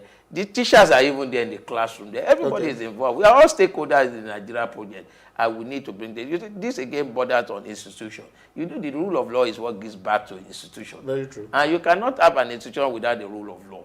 So if the institution, one thing we have, and I can say without contradiction in Nigeria, is that we practically do not have institution, much less strong institution. We practically do not have. Let alone the strong one. Yes. The reality of the matter is that institutions, you can remember a picture, cast your mind back to the Trump last days in America, how the rule of law played out, how institutions functioned. You can't. I've said this severally. We don't have institutions. That's the beginning, that's the bane of our trouble. And I give you a good instance. I remember when Magu was not confirmed by Senate based upon the report of the DSS, Department of State Security, and people started talking, people, journalists, strangely, who should be enlightened, saying that why should DSS be writing against a nominee of the presidency? DSS is an institution on its own. It can even write against the president of the country. Dr. Banire, I want us to stay on the institution because you've touched the kernel of the issue. But before then, I just want us to clear the air, because when you came up with that position that let's try non-military background set of politicians, I want to believe that you are part of the political class. And we have governors now who have refused to grant autonomy to local government, the top tier of government. As we speak, probably you might give us an insight to what the Constitution really says about these tiers of government and the constitutionality, or is this a good call for us to have a new constitution as being debated? You see, the problem is that the challenge of autonomy for the local government is not the fault of the governor, it's the fault of the National Assembly, cum the presidency. The law as it stands now is largely ambivalent. It's not on the issue of autonomy for the local government. Attempt has been made in the last two assemblies to truly give them or confer on them full autonomy. But I tell you for free that during the Saraki days, I know I was a consultant to the constitutional amendment process. That's true. And we came out purely with a full provision amendment that will confer autonomy on the local government. But that was frustrated by the State House of Assembly, usually through the governors. Very true. Because we needed 2/3 of them. We couldn't get the 2/3 to pass it out. That's number one.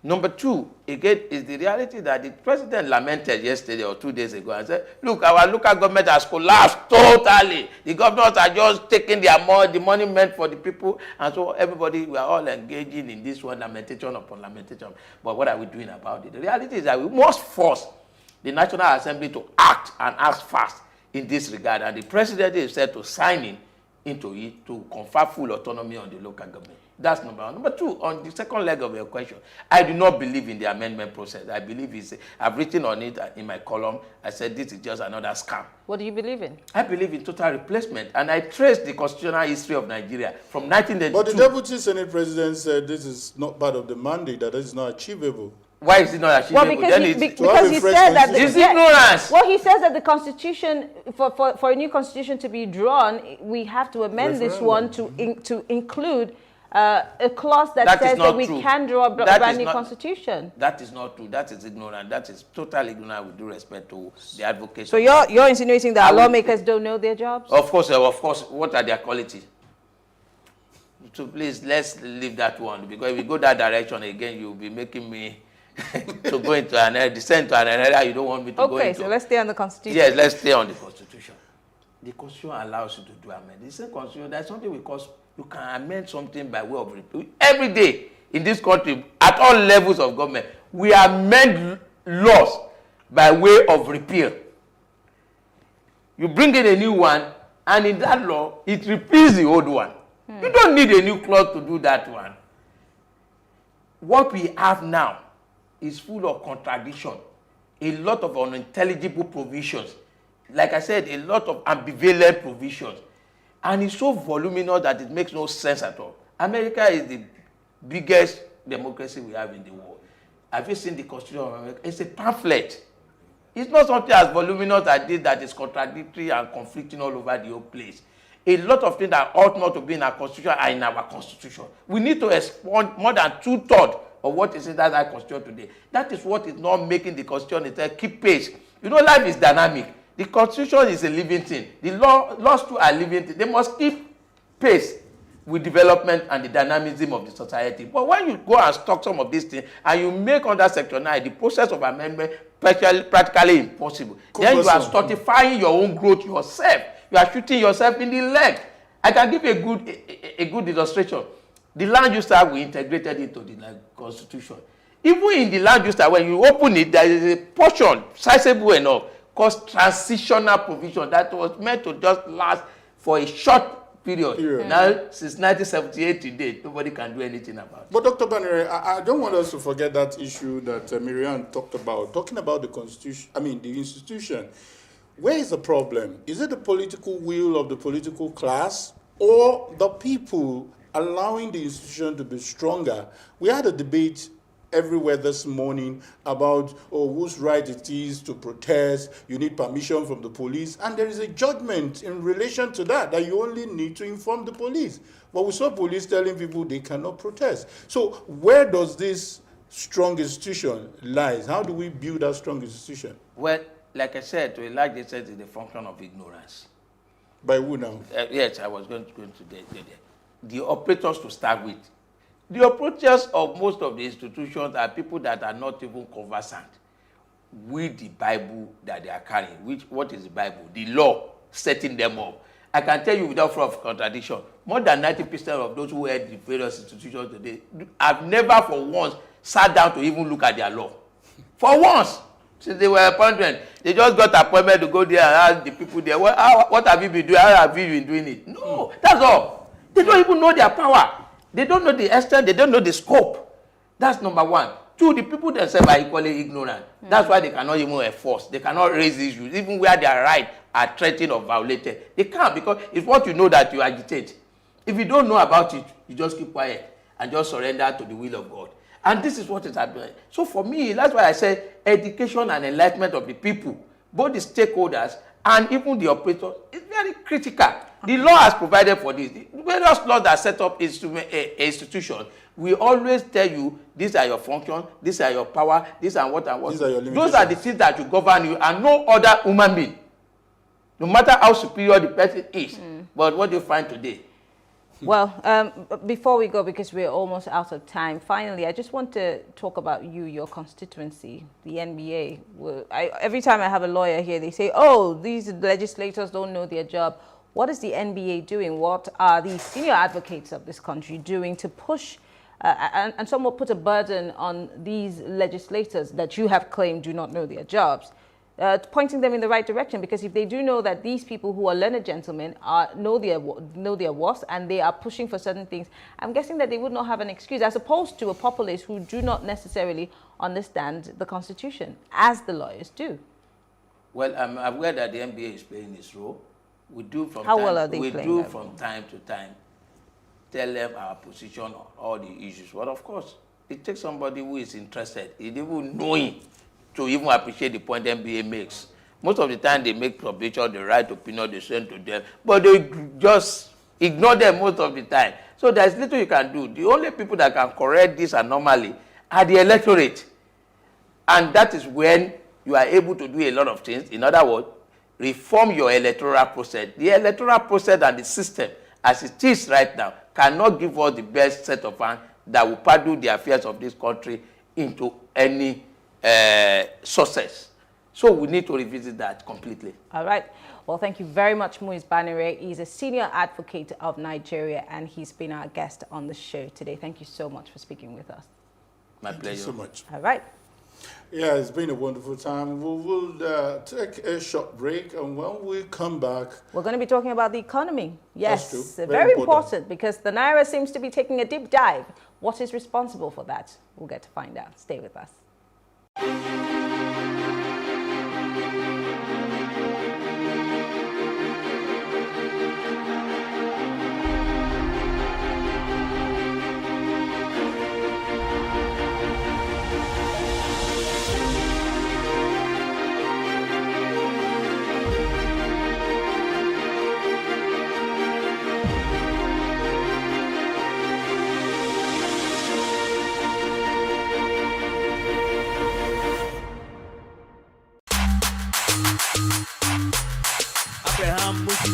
You are one family. There's no doing all this sport in Nigeria. See how your body just dripping diamond.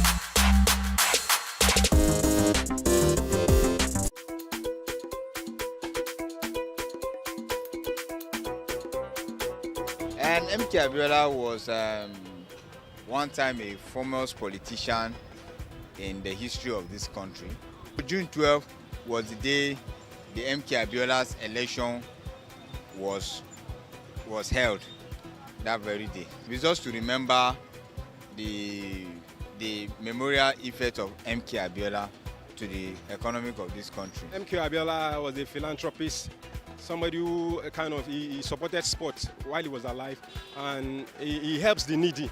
So he was the one who the acclaimed June 1993 election winner that was annulled by General Ibrahim Badamasi Babangida.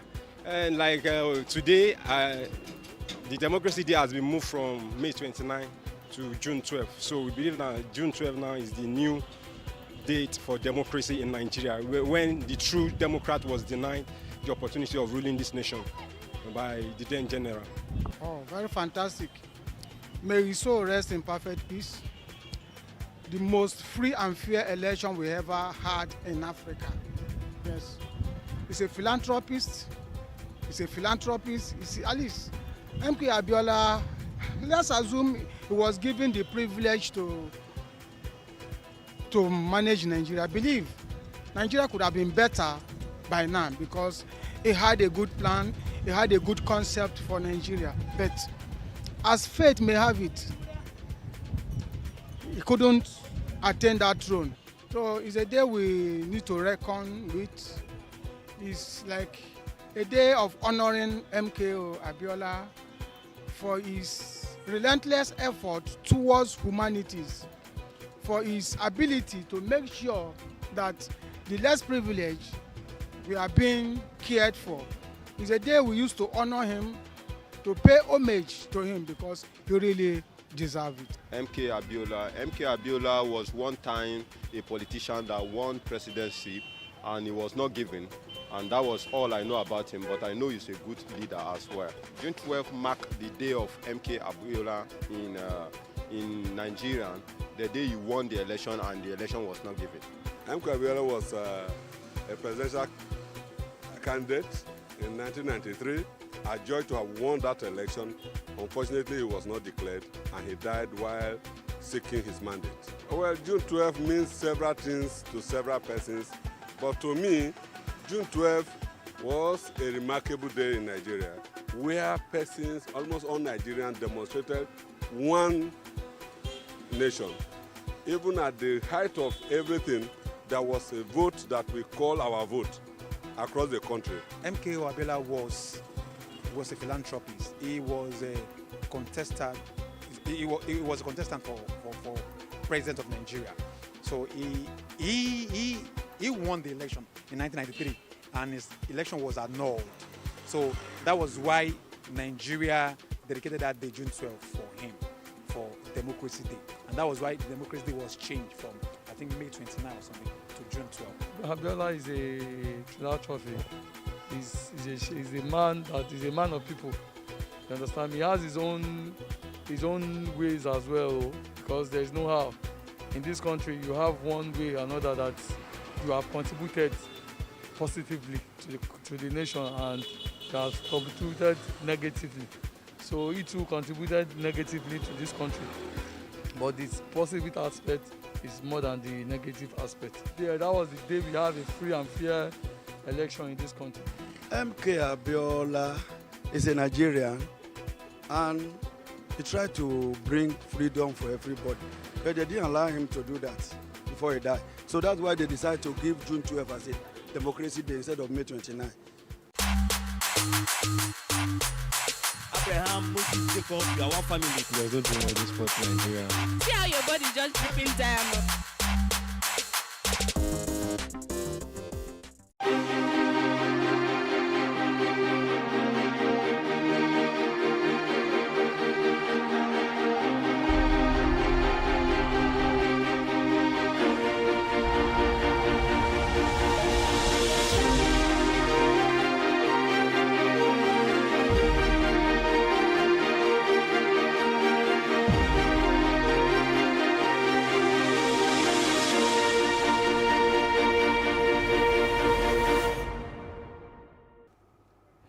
Thank you for joining us. It's still our June 12th special as we celebrate with Nigerians within and without Democracy Day. I'm Mariana Kohn, and still with me is... I still Kayode Lade, they haven't changed my name. All right, well, we just have news coming in from Lagos. Apparently, protesters have been arrested at the Gani Fawemi Park here in Lagos.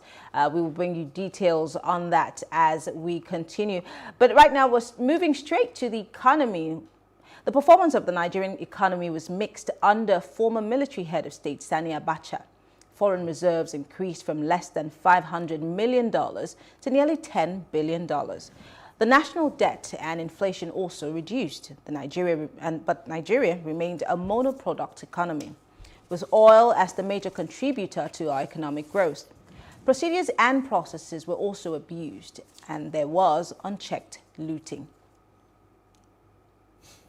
Quite interesting. And the short tenure of Abdulsalami Abubakar saw the depletion of Nigerians' foreign reserves and allegations of corruption. The economy grew under President Olusegun Obasanjo with the liberalization of the telecommunications industry, the banking consolidation, and the privatization program. The growth was sustained under President Goodluck Jonathan, but external debt ballooned and the foreign reserves tanked. Now, under President Muhammadu Buhari, Nigeria has witnessed 2 recessions, and we are currently on the way to a slow recovery. Well, and we have joining us Obadiah Melafia, who is joining us from Plateau State via Zoom to take a look at how Nigeria has fared economically. He is a former deputy governor of the Central Bank of Nigeria, a former official of the African Development Bank Group, and a former presidential candidate. Good afternoon, Dr. Melafia. Well, thank you very much for joining us, Mr. Lafia. All right. Happy Democracy Day. Let's start with looking at, the economy. A lot of people have blamed the recessions that we've gone in and out of, or the state of the economy, on the successive governments to leadership. Some have also blamed it to bad judgments that we've made in terms of who sits at the top of the Apex Bank. But what do you think is the cause of the recession that we've faced? We've had low oil prices. Could it also be poor management of the economy? Because we also have the Economic Council, where the vice presidents under any administration heads. Well, as you jolly well know, these things never happen on a straight and simple unilinear path from one cause to another, there are often a multiplicity of causes, domestic, global, geopolitical, leadership, all of them combine together to create the scenario in which we find ourselves at present. And you will agree with me that it is far from being a happy scenario. In the space of 5 years, we've had 2 negative growths. I can tell you from 1968 to 1998, up to 2015, we had only 1 negative growth. And that was in 1968 at the peak of the Civil War. That growth came to minus 2.7 or thereabouts. But in 2016, we had a growth of minus 1.6. And in 2020, last year, we had a growth of almost 2%, 1.8%, minus 1.8%. So, and to have these within, 4 or 5 years is a very terrible situation. And for the last 5 years, we have never had growth that even reaches 3%. Compared to Obasanjo's almost 7% growth throughout his period in office. I mean, that was extraordinary. Today, the figures look very pessimistic. Inflation about 19%, unemployment about 33%. Nigeria in 2017 overtook India as the world capital of poverty. So we are having very serious problems. There has been a massive fall in foreign reserves from a peak of about $60 billion to today around $34 billion. And not only that, there's been a massive fall in the value of the naira from about 160 naira to the dollar in 2014 to now almost 480 naira to the dollar. It's an extraordinary fall of almost 200%. I mean, it's terrible. I mean, you can't imagine it. And of course, being an oil-dependent rentier economy, we depend a lot on imports. And of course, a fall in the exchange rate, the devaluation of a currency reflects in higher import prices and higher inflation. And inflation on its part undermines long-term growth, undermines investments, undermines employment. And so you have a vicious circle of poverty. What are the causes of that? Of course, it's easy to blame the global collapse in oil prices.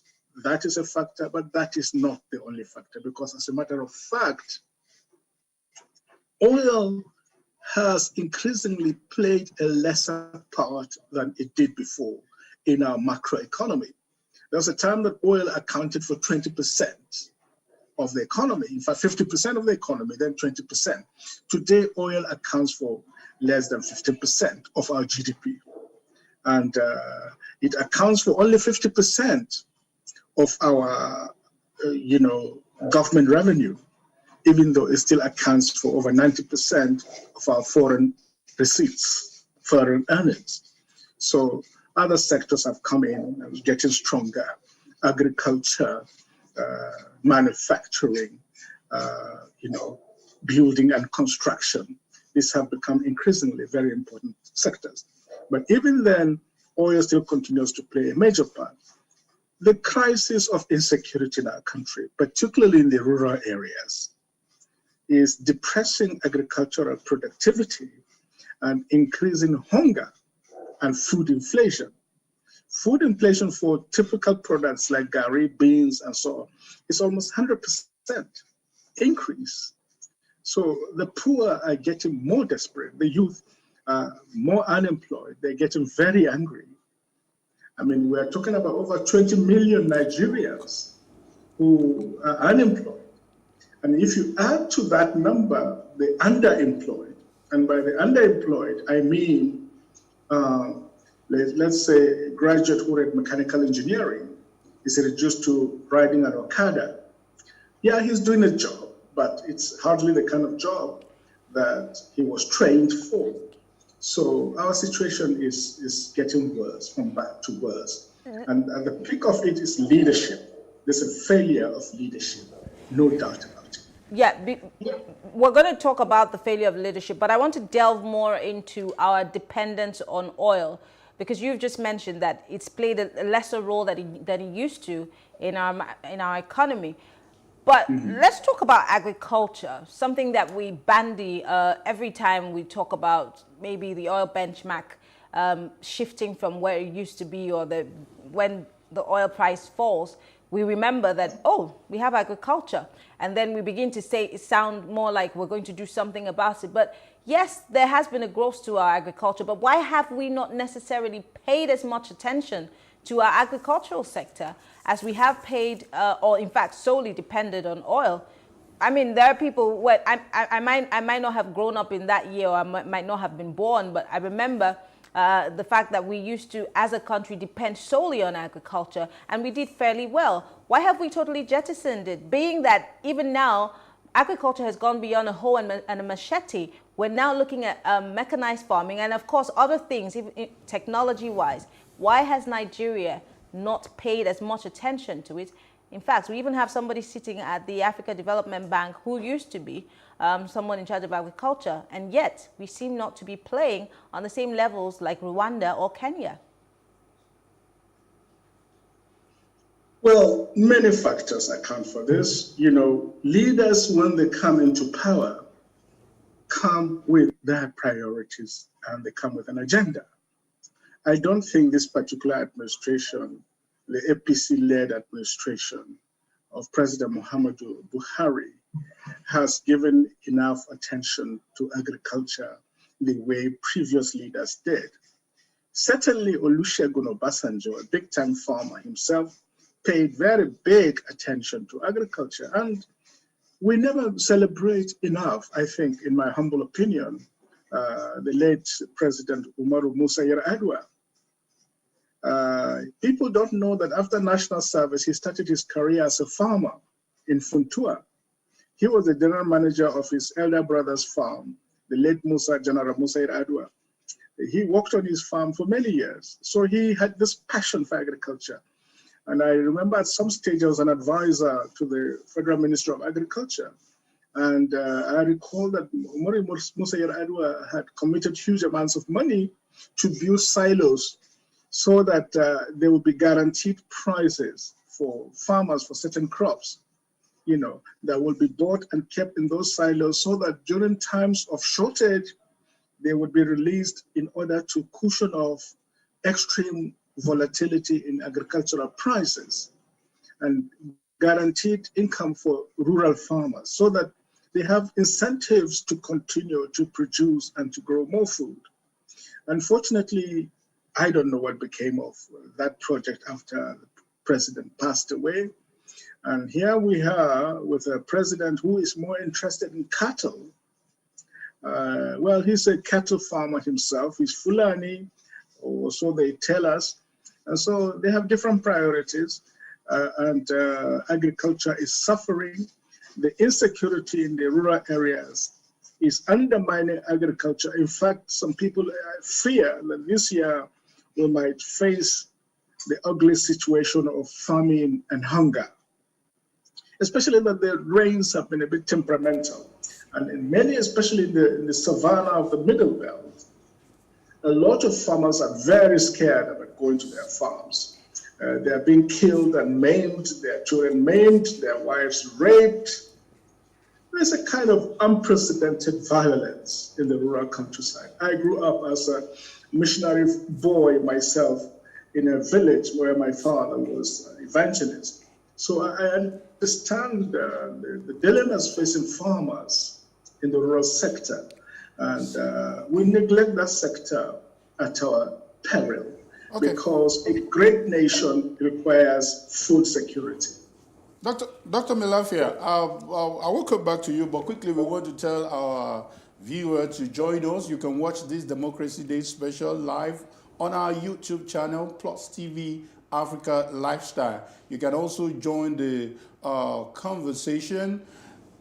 You can join the conversation by sending a WhatsApp and also make your phone call. The numbers are written on the screen. You can get more insight on this conversation. Please join us. If you need to leave your house and you don't want to miss anything, you can continue that with us on our conversation. Thank you so much. So, Dr. Melafia, talking about, let me use the buzzword that we've been using from different successive generations, diversification, which is what she talked about.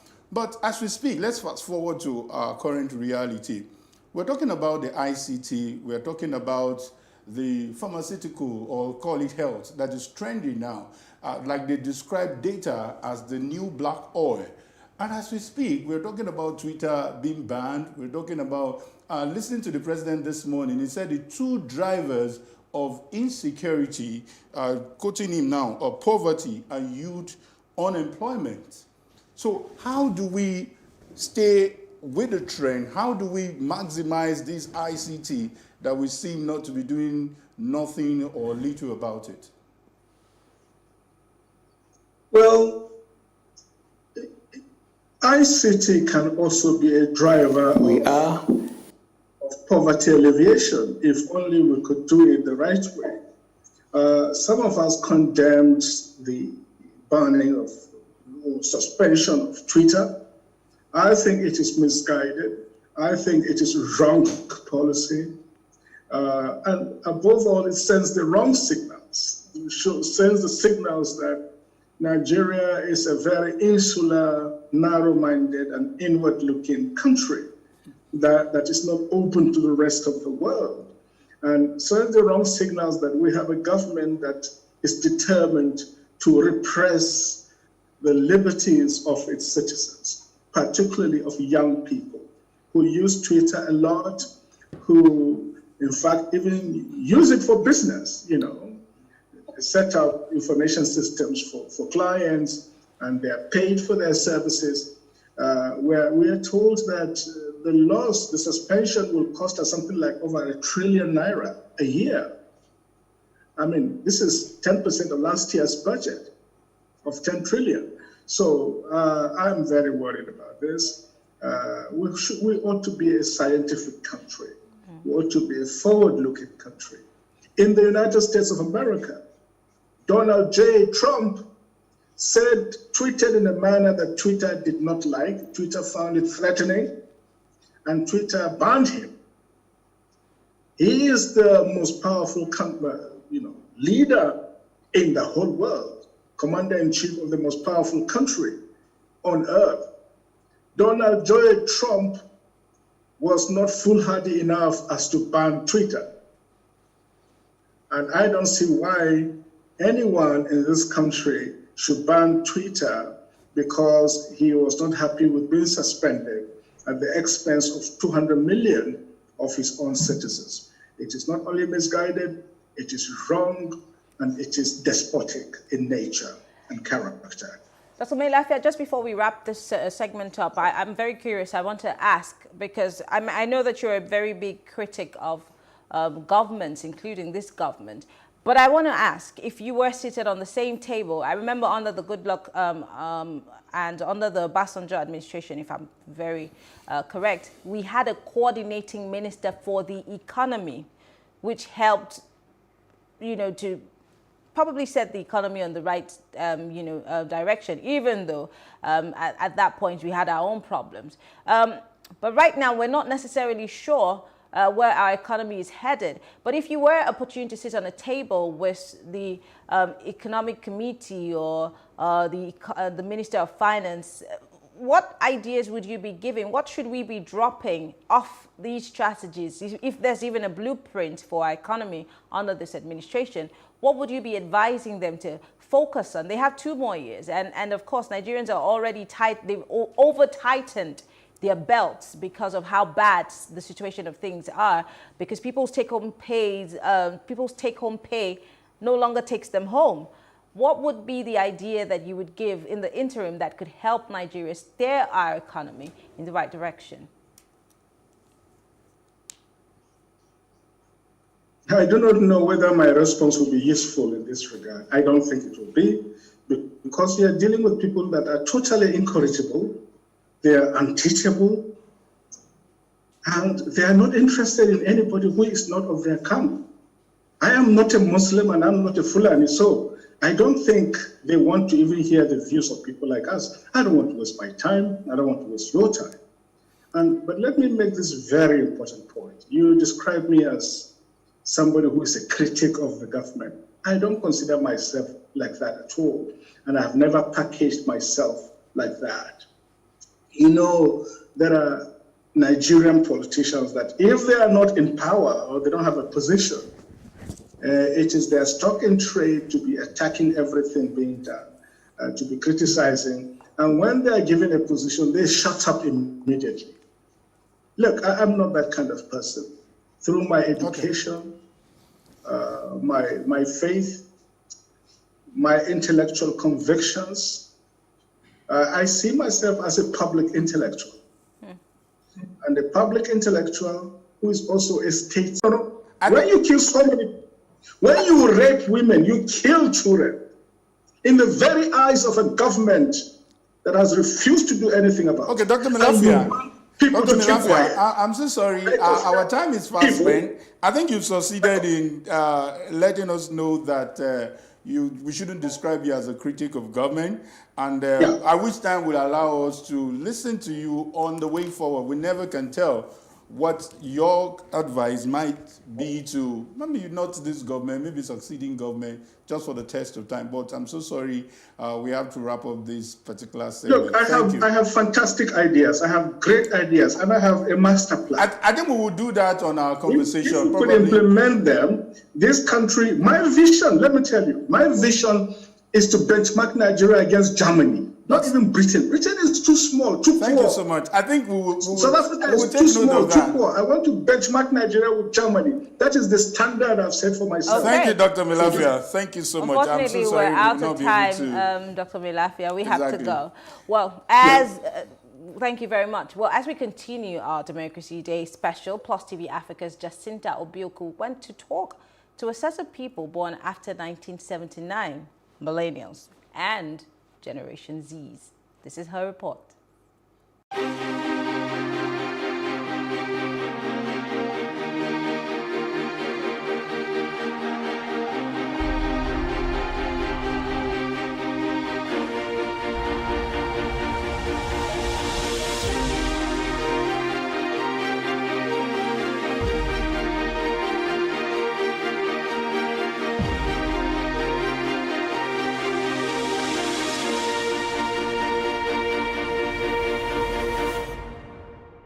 28 years ago, an estimated 14 million Nigerians, irrespective of ethnic, religious, class, and regional affiliations, in a period when religious acrimony and tension had reached its zenith, defied bad weather to elect their president with the hope of ending dark days of military dictatorship.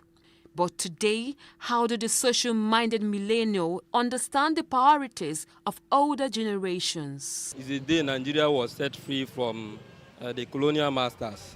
Democracy means freedom where we want, whom we want at one particular time.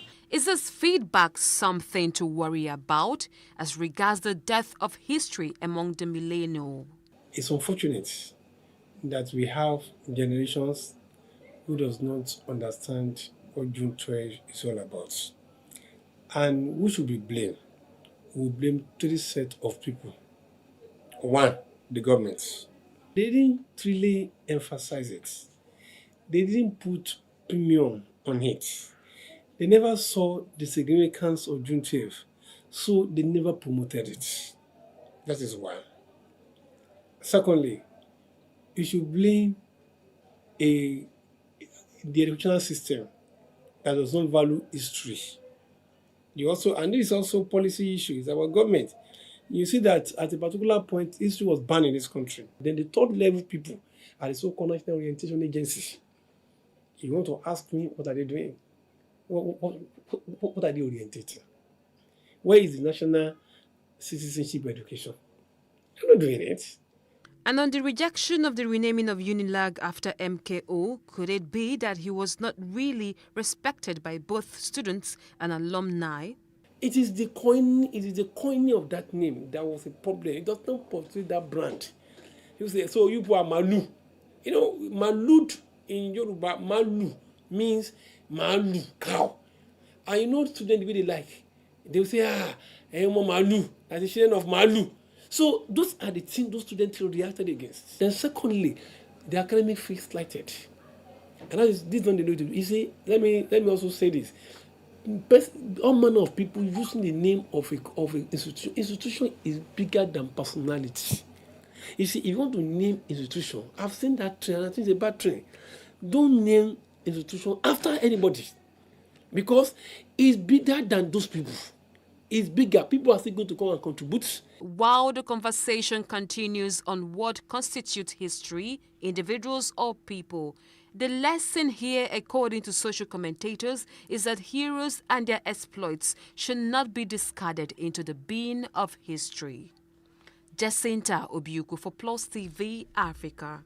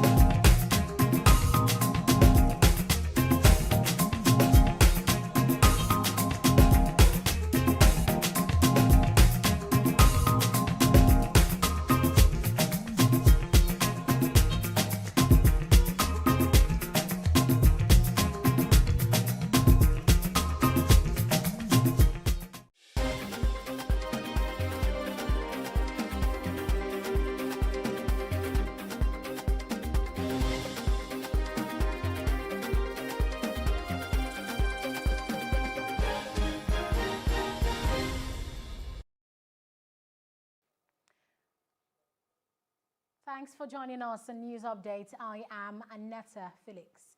Youths have gathered in the Ojota area of Lagos State for June 12 protests and demonstrations. Police operatives have shot in the air and fired tear gas to disperse them. A footage has also surfaced showing some officers dragging a civilian away. Youths are also protesting in the nation's capital, Abuja, Ondo, Osun, and other states. Several groups fixed rallies for today to express dissatisfaction with the President Muhammadu Buhari administration. They plan to march against the annulment of the June 12 presidential election by the Ibrahim Babangida regime. Moshood Olawale Kashimawo Abiola MKO, the presumed winner of the 1993 election, was arrested in 1994 on treason charges after declaring himself president.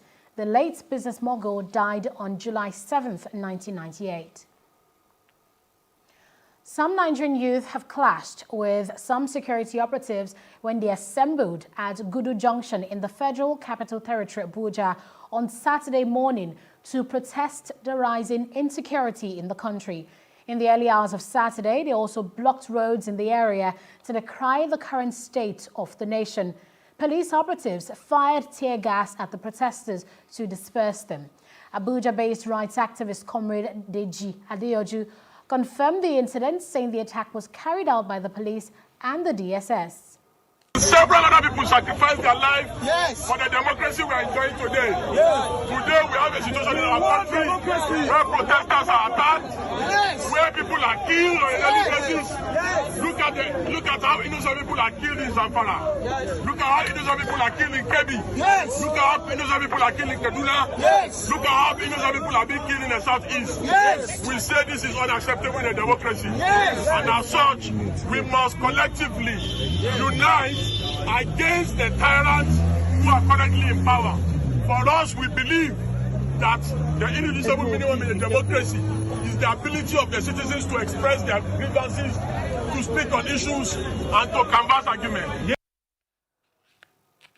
Meanwhile, a pro-Buhari group also gathered at the Millennium Park just opposite the fountain, wearing branded T-shirts with the inscription, "I stand with Buhari." Youths protesting against bad governance and insecurity have converged on the popular Okifai roundabout in Osogbo, the capital of Osun State, and Akure, the Ondo State capital, on Saturday. They are protesting under the aegis of Coalition of Civil Society. The protesters held banners and placards demanding a better Nigeria. One of the protesters in Oshu, identified as Wahid Saka, simply said they wanted a secure environment and a country that works. Of the greatest Nigerian people. Yes. Am I speaking your mind? Yes. Yes. Of the articulate Nigerian people. Yes. Am I speaking your mind? Yes. People have been misinterpreting the concept of Buhari must go. Yes. And we are saying, whether as politicians or as activists, if we are not satisfied with the performance of the government in power, it is the right of the people to demand for that government to go. Oh yes. It is not relevant whether the election is coming up in the next 4 years. If you don't state your position now, people are going to mistake your silence for consent. We are saying that we no longer consent to the continuation of Buhari's government. Yes. We are tired of the continuity of Buhari's government. Yes. We are saying that. The National Association of Nigerian Students, NANS, has made a U-turn on its initial order where it asked members to boycott the June 12 nationwide protest. The Osun State chapter of the association joined the nationwide protest in Osogbo, the state capital, on Saturday. Recall that NANS President Sunday Asefon had suspended its planned June 12 nationwide protest. Groups of young Nigerians have on Saturday, June 12, embarked on a peaceful protest in Ibadan, the Oyo State capital. The protest to mark June 12 Democracy Day moved from the popular Mokola roundabout to the University of Ibadan. Their message is a stand against kidnapping, rape, and bad governance. Though security personnel, including the Nigerian Police Force, Nigerian Civil Defense, Amotekun Corps, and even the Federal Road Safety Corps were on ground at the major roads on the state, there's been no confrontation between them and the protesters at the time of this report.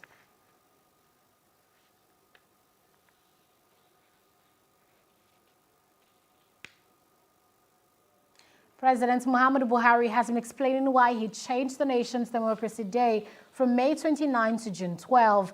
In his nationwide broadcast to Nigerians to mark the 2021 Democracy Day on Saturday, Buhari said he changed the day to honor the sacrifices of Nigerians who fought for the return to democracy, to demonstrate the regime's commitment to satisfy the aspirations of the people and to create an environment for democracy to be an accepted way of life. And as Nigeria marks Democracy Day on June 12, 2021, the All Progressives Congress national leader, Bola Tinubu, has urged Nigerians to stand for democracy. Tinubu made the call in a congratulatory message to the nation on Friday, adding that democratic good governance offers solutions to national challenges. Tinubu urged Nigerians to stand for democracy, despite the challenges they were facing. The former governor of Lagos State also urged Nigerians to stand against whatever could hinder democracy. The All Progressives Congress APC has said that it remains committed to progressive reforms and fulfilling its electoral promises. National Secretary of its caretaker and Extraordinary Convention Planning Committee, Senator John Akpanodo Gede said this in a statement in Abuja on Friday. The party was felicitating President Muhammadu Buhari and Nigerians on the occasion of the 2021 Democracy Day on Saturday, June 12th. He noted that this year's Democracy Day coincided with the 6th anniversary of the people-oriented Buhari government and the 22nd year of continuous democratic governance in Nigeria.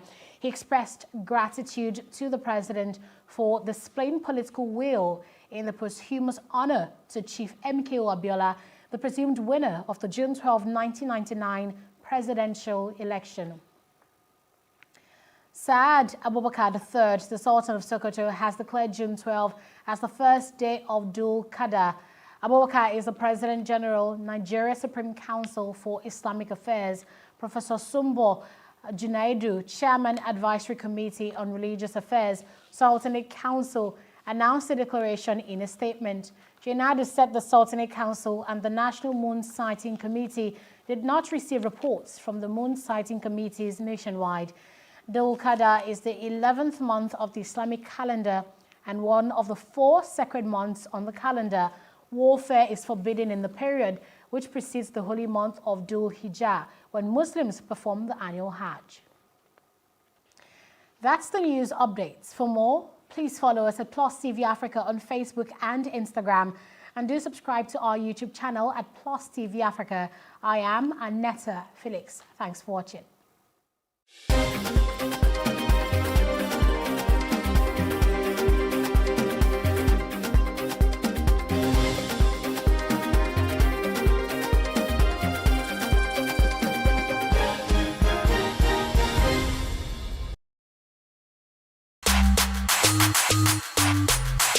Abraham, Moses, Jacob, you are one family. You're also doing all this sport in Nigeria. See how your body is just dripping diamond.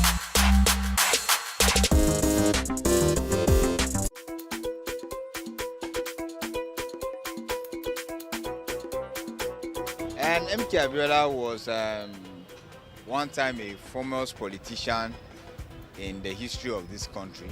June 12th was the day the MK Abiola's election was held.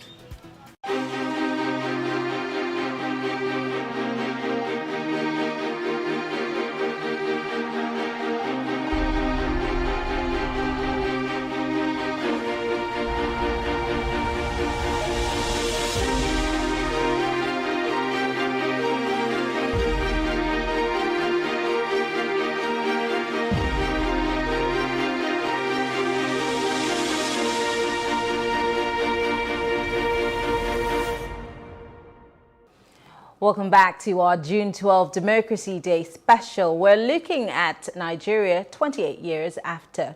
You can also watch us live on our new YouTube channel, PlusTvAfrica Lifestyle. You can be part of the conversation by calling us or sending a WhatsApp message via the numbers that you see on your screen. Now, let's get into the conversation.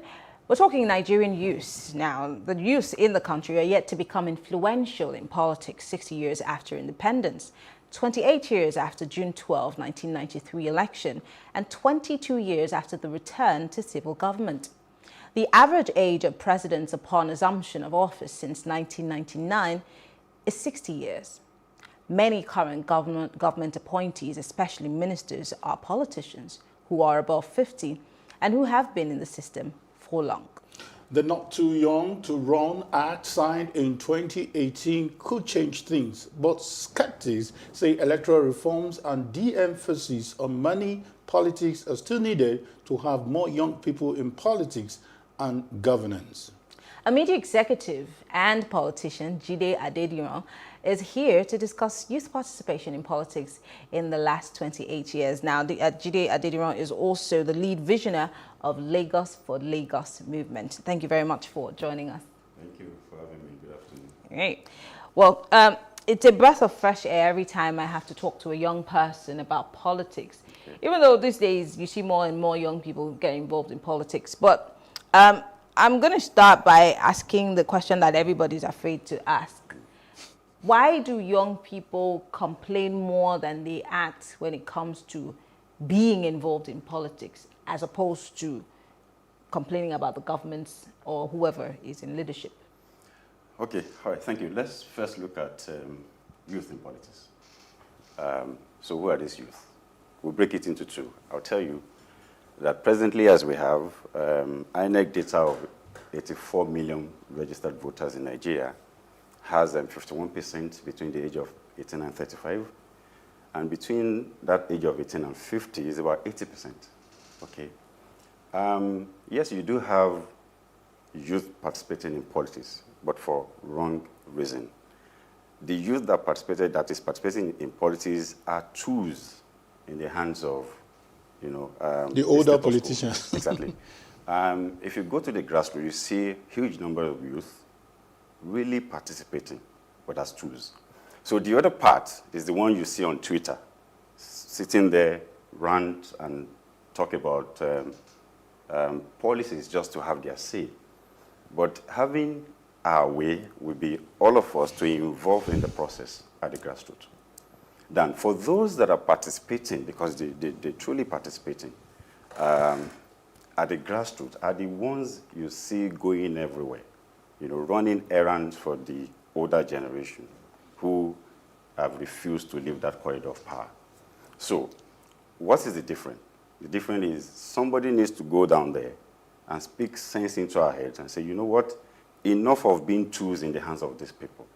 Because when they're done, what you see them do next is to get their own children to also occupy that space and continue to use us as tools.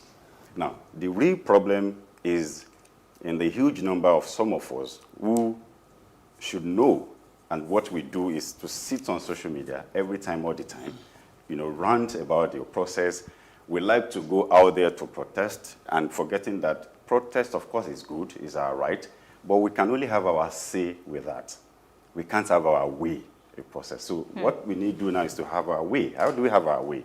We have that huge number, is to convert our numerical strength, by populating the political landscape. If it remains the game of numbers, we'll get there, populate that trade and see how we can actually get this power to ourselves. We're going to talk more on that, especially your own involvement too. But we have joining us virtually a lawyer, author, and executive director of Girls Just Want to Run.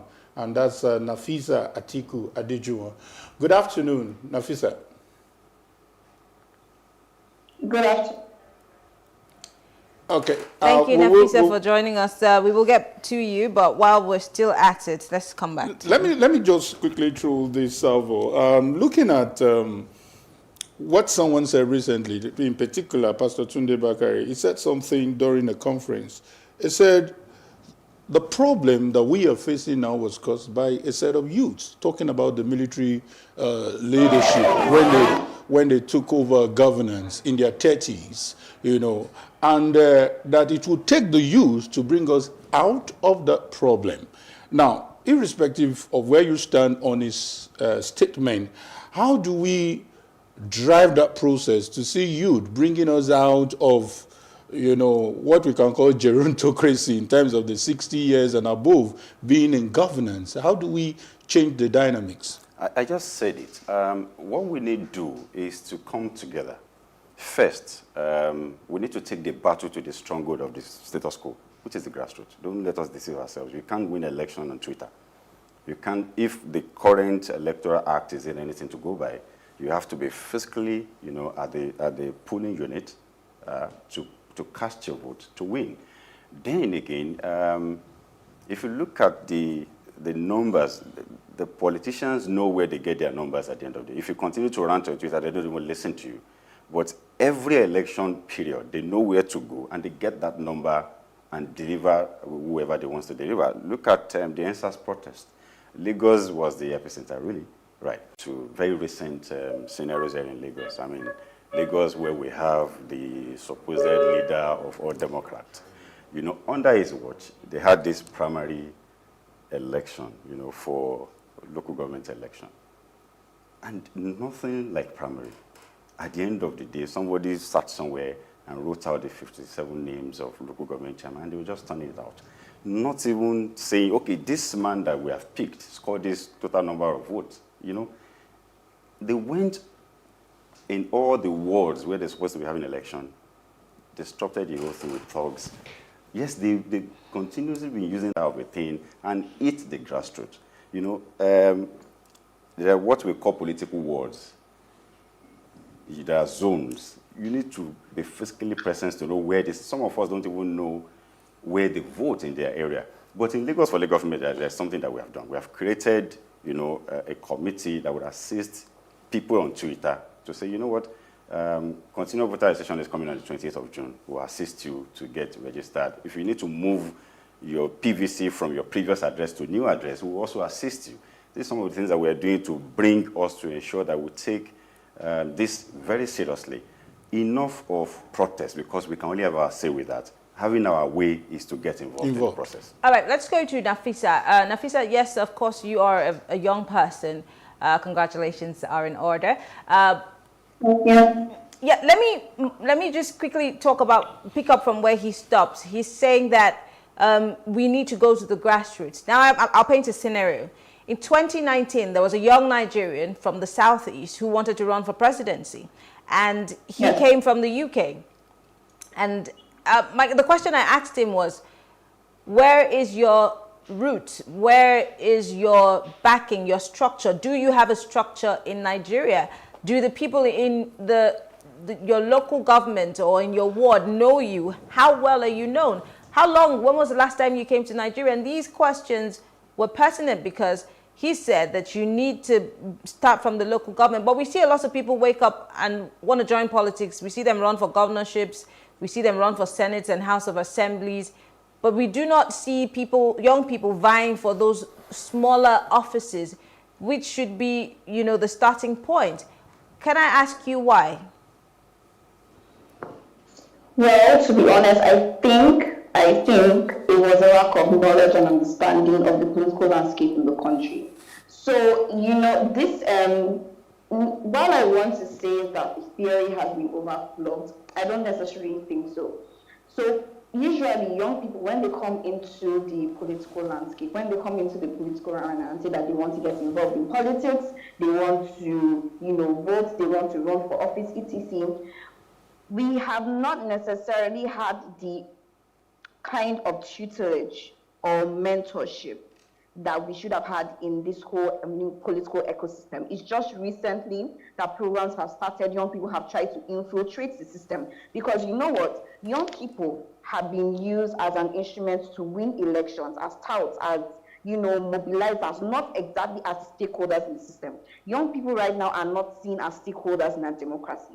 So there was no avenue of tutelage or mentorship to say, if you want to get involved, this is how you should get involved. You need to go to the grassroots, you need to understand your local government, you need to understand the stakeholders in your local government. Those things were, how will I put it, those vital pieces of information were not given to them. So of course, somebody that doesn't know or understand how the political ecosystem is will literally just come in from America and just start to, you know, go for governorship or go for a House of Reps position because they don't really necessarily understand how it works here. How you need to, because to be honest, democracy is about the people. I'm so sorry to speak over you. About the people at the local government, because those are the ones that are mostly connected to the people. So I think it's more of an issue of, I think it's a knowledge deficit. Well, I'm so sorry, I have to come in there. Because one, they haven't exactly been involved in the system. Yeah. So I wanted to ask, out of curiosity, do you necessarily have to be running for office for you to get involved in politics as a young person? Should that be the ultimate goal? Because I see that happening all the time. Every time we say young people in politics, then you hear they're not too young to run and this and that. Because everybody who's a politician does not necessarily have to run for office, right? So for our young people, how do we change that mindset? Because I'm always curious. Must you want to have or hold an office for you to get involved in any political party or be part of one? Well, like I said, two things. I think it's more, once again, it's more of a knowledge deficit. When you think of politics in Nigeria, you instinctively think of running for office or holding an office. Number two, when you think of politics in Nigeria, you want to be placed at a particular position where you can now be relevant and influence policies, ecosystem, so that things can be better or worse. It depends on the motive of the person. So those are two things: a knowledge deficit. When I run an organization called Girls Just Want to Run, and part of one of the things that we did was to show people that, look, you don't necessarily need to run. Okay, we have a bit of network issue. But let me quickly continue with Jide. I'm looking at some funny statistics here, and you can correct me if I'm wrong. We have the likes of Governor Yaya Bello, who was 40 years when he became a governor. We have a Bankole, who was not only young, the Speaker of the House of Representatives, but he was even a single man. And we've had quite a lot of thoughts about who was 30. Exactly. When you even talk about when you talk about Dino Melaye, these were people who were in their 30s when they were in politics, but were they the true replicas, the representatives of the kind of youth we are talking about? I'll leave you to answer that. Where you see, you can't judge everybody. Mine is just a question. I'm just saying, if you look at a bulk of the people ruling us today, they're in their 60s, above 60s and all that. Can we then say that all of them in that category are bad? Like those that we have there? So I think it would be very unfair if you generalize and say, okay, you want to pick one or two persons that have had opportunity to govern and say, okay, that is what our youth represent. But again, you have to give it to these guys, whether you like it or not. They've been able to throw their hat in the ring, and they've been able to tell us that, yes, we can. If they could, there's nothing wrong in all of us in our early 40s and, late, majority of those that are governing us today, is in their 60s, 70s. So we should strike some balance. That is not, we're saying that we can do things differently. This is 2021. Let's take Lagos, for instance. For the past how many years, 22 years now, we've been running what we call Lagos Master Plan of 1998 in 2021. Is there anything wrong with that? Of course, a lot is wrong. A lot has changed between 1998 and now. This is a digital age. Educate us, please. Yes, I'm telling you, this is a digital age. And we have a government in Lagos who has spent 2 years in office with no single signature project that you can point at and say, okay, this is it. Somebody that would send out last election year gave us at least three. Who sent out? 3 projects that you can point out in his 2 years. There is a Majara flyover. There is a Abule-Egba flyover. There is the Oshodi terminal. In 2 years, you can point to something. So this is how bad we've had it. And you now see the supposed leader of the Democrat, we're in APC to change the old orders. We're in APC to inject new energies, fresh ideas. I don't want us to make it about a political party, but let me push you a bit further. We keep putting new wine in old wineskin, and let me explain what I mean by that. We're asking young people to join these political parties that we see as run by the same people that we think have a stereotypical mindset of how Nigeria should continuously be run. And we want these same people to mentor these young people as to the modus operandi of how political parties run. How are we certain that their mindsets will not also be somewhat configured to start thinking and acting like the same people? Because you said something about the Dino Malayes and all of these people, that they have done some positives, but of course they have their problems. What is the guarantee that there's not going to be that same transference of spirits, for the want of a better term? Okay, let me tell you the mistake we're making here as Nigerians. We've forgotten that there is nothing in the 3-letter words, APC and PDP. It's all about the people that you have in that circle. So every election is just like what is playing out now. You see the opposition party coming up to accuse the ruling party of not doing enough. And you now see the same set of people, leaving to the new party. And so it's still about the people. But what we are saying is that if we, as young people, use our numerical strength to populate the party, because don't let us deceive So ourselves. all options will fall under Don't let us deceive ourselves. If the current electoral hat is still anything to go by, come 2023, PDP, APC will still be the party to beat. Don't get it twisted. When our colleagues came up with YPP, Youth blah blah blah political party, and they said, okay, after NSAS, we're going to register this, we're going to get this done now. For some of us who actually understand the nitty-gritty of this trade, just sit back and say, okay, watch what is going to happen. In 3 days after, online, they registered new NYPP, YPPN, to frustrate that process. Nothing more. I'm coming back to that. That's a very sensitive. Let me go to Nafisa.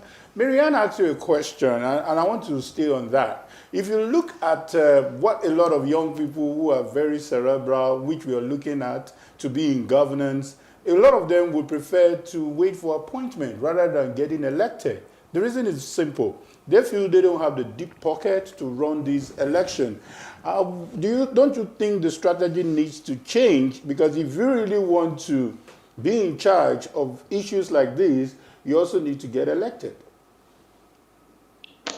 Yes, definitely. I think that strategies need to change in order to confront this problem that we have. We all know that elections in Nigeria are expensive, very, very expensive. And until we get to the stage where we can say that we can enact systems, structures, policies that will be able to curtail how expensive our elections are, we need to do what we have to do. I always like quoting this example. I know totally different countries.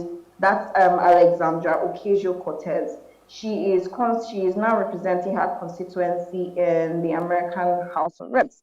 But my point is not necessarily in the structure and system of their country. She was against, I think, her opponent rather had been in the seat for about 2 to 3 terms, and of course had deep pockets. She was simply a bartender, and she was running to represent her constituency. She marshaled the resources, basically the human resources of the people who were helping her to campaign and her constituency.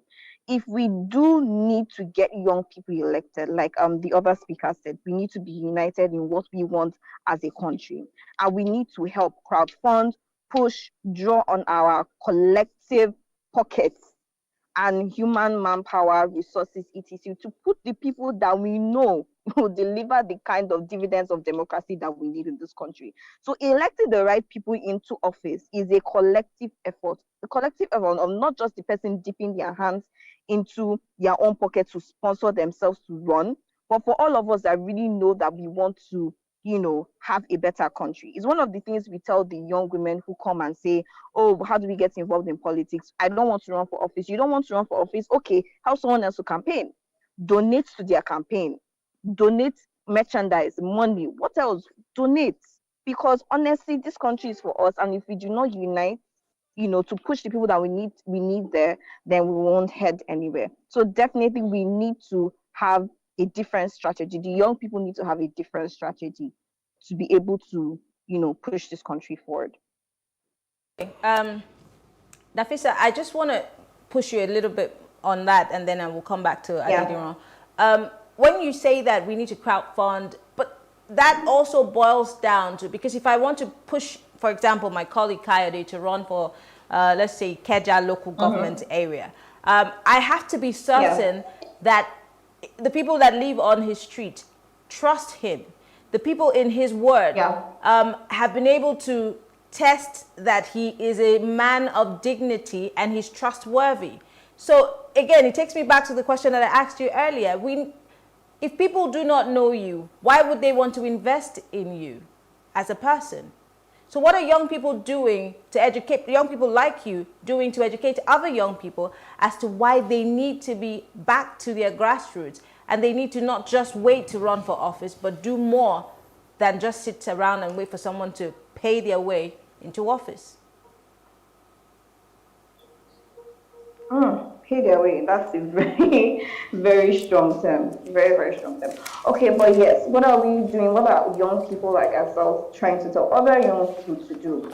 So yes, going to your grassroots is something, like I said, it's becoming more of a mantra for those who want to now enter into the political forum. For example, I was selected as one of the participants for the Gen Z Women Leadership Political Leadership Training last year, I think late last year. And one of the things that they kept emphasizing was go back to your grassroots, compete for your as a council of your ward, compete for your local government chairman, go there, execute community projects, do what you need to do. You see, one thing, and it's also basically one thing that we keep on telling young women, when we tell them go to your grassroots and do projects, do community projects, they start to think, oh, I just graduated from university, I don't have a job, or even if I have a job, it's paying me something that I cannot exactly use to execute the things that I need to do, that I would want to do for my community. So how do I need to handle this? And how we basically open their mind up to opportunities such as collaboration. You can partner with this person, you can partner with this organization, you can partner with this NGO. Say you want to put how do I put it, you want to put a community pharmacy, you want to put a community health center. These are things. Write a proposal, because we need to be, like I said, we need to have new strategies. So you need to be innovative when you know that you don't have so much, but there's so much you want to do.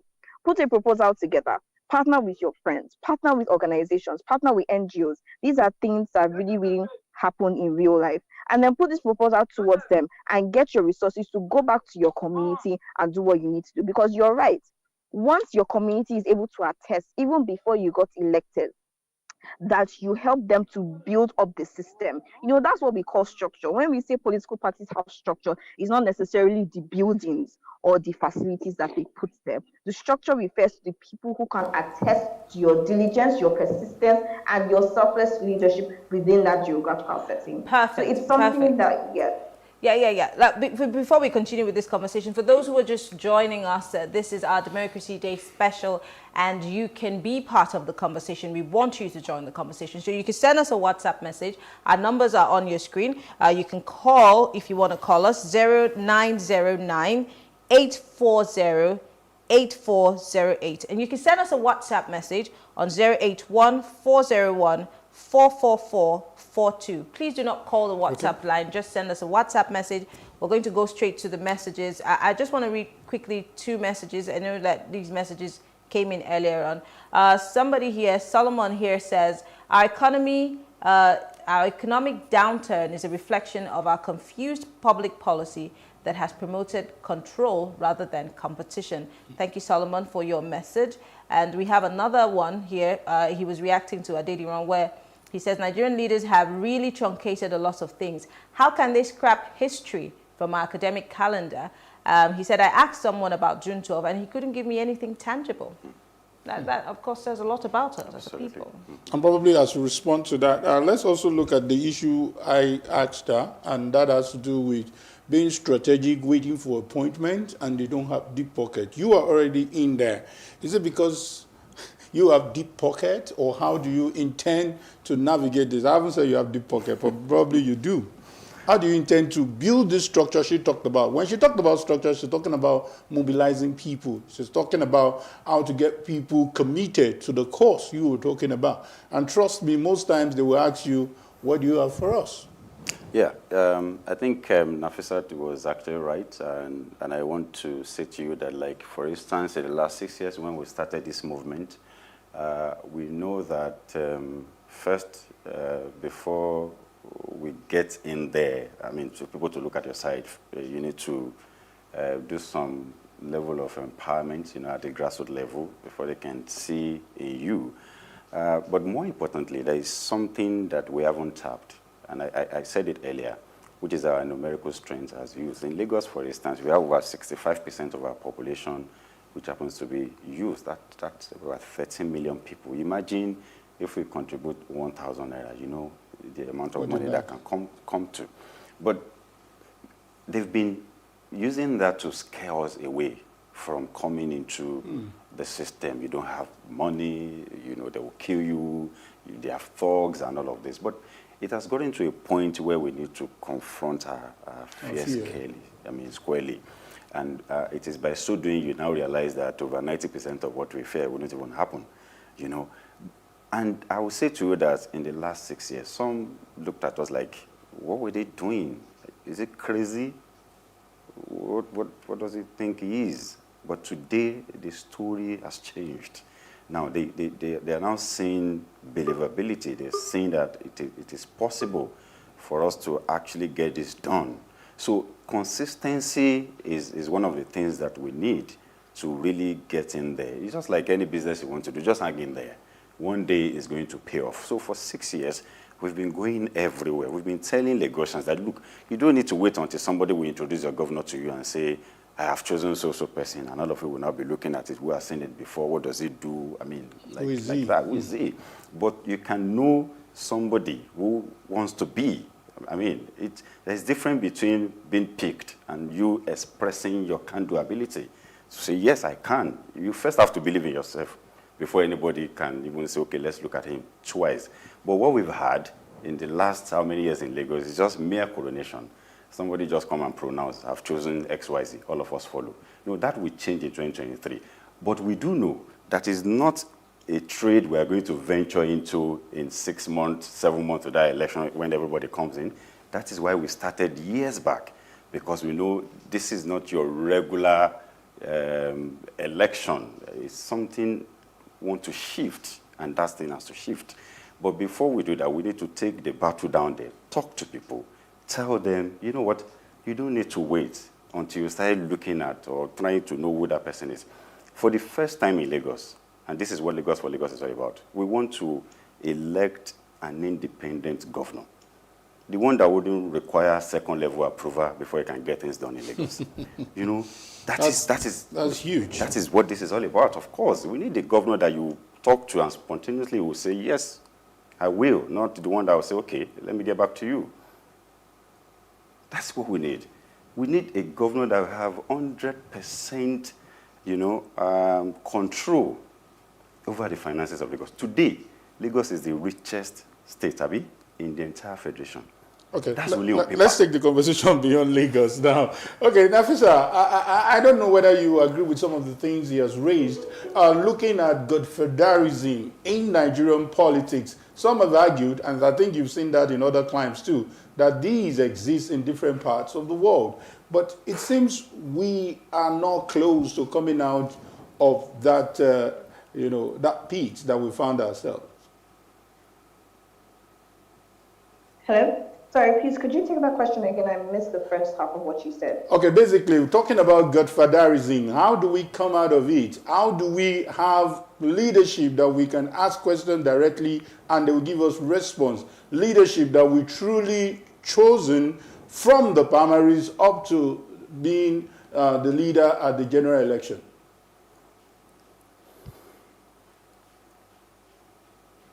Did you get that? All right. Yes, I got you clearly. So, well, that's a tough question because, the way our entire system is rigged, godfatherism right now, if you need to progress up the political steps, you need a godfather or a godmother, somebody that will literally take you and say that I have crowned you my successor, I have crowned you the person that will take over after me.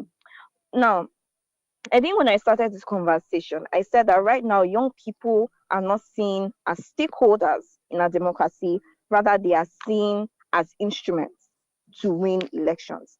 We need, and a lot of young people, because a lot of young people still have that mentality that, oh, this party, this APC, this PDP is yours, Ogao, we are just here. Whatever you tell us to do, we will do. I know because I have heard this thing from a youth leader in this country.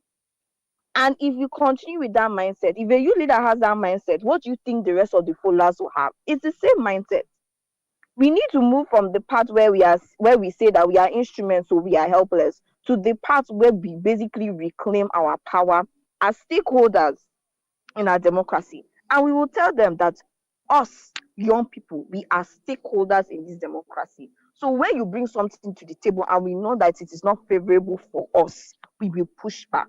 Like the other speakers also said, our numerical strength, but the problem with us is that we are not united as regards, and to be honest, the issue of our unity is something that we need to solve. It's it's a really deep problem, and it goes down to the fabric of, you know, uniting this country, our history, our background. That's the reason why we're not united. If we don't solve those problems, we will never be united and we will never accomplish anything. So the issue of godfatherism, we need to move from actually having leaders that are chosen for us to actually choosing our leaders by ourselves. But we can't do that unless we own the system. And before you own the system, you have to integrate the system. That means you have to join the political parties. That is one thing that I feel like young people are not necessarily doing en masse. They are not uniting to join political parties where they know they can alter the structure, alter the system, and achieve the dividends of democracy. Let it be the one with the best competence. And this is an idealistic scenario. Let it be with the one that has the best competence, you know, get the ticket. That's idealistic, and we haven't gotten there yet. But I feel like this is what we can do. First of all, we need to understand that we are stakeholders. Then we need to integrate the system, and then we need to own the system. Then we cannot afford to push back with the amount of, how I put it, unity and then structure that young people will be able to attain. And finally, in a sentence before we go, Mr. Adediran, in closing, there are lots of young people who are watching, a lot of them are responding, a lot of them are saying things that they want. But what about what they can do to make those things they want come true? Well, I don't know if you allow me to still restrict myself in Lagos, but it appears it's a national discourse. Well, let's make it general. I think my parting word here would be to call on all of us, actually. Just like Nafisa said, the only problem we have is that we've not been able to see that we should come together. Unlike our leaders that you see today, irrespective of their party lineage, you still see them, you know, fraternizing with each other, marrying their children to each other. But in our own case, they've succeeded in dividing us, and then we just go our ways. But it's time for us to really come together and see how we can drop, whether or not you're a Muslim or I'm a Christian or you're of the Igbo instruction, and come together. By so doing, our numerical strength can really count. But if we don't do that, we'll remain slaves forever. Thank you so much.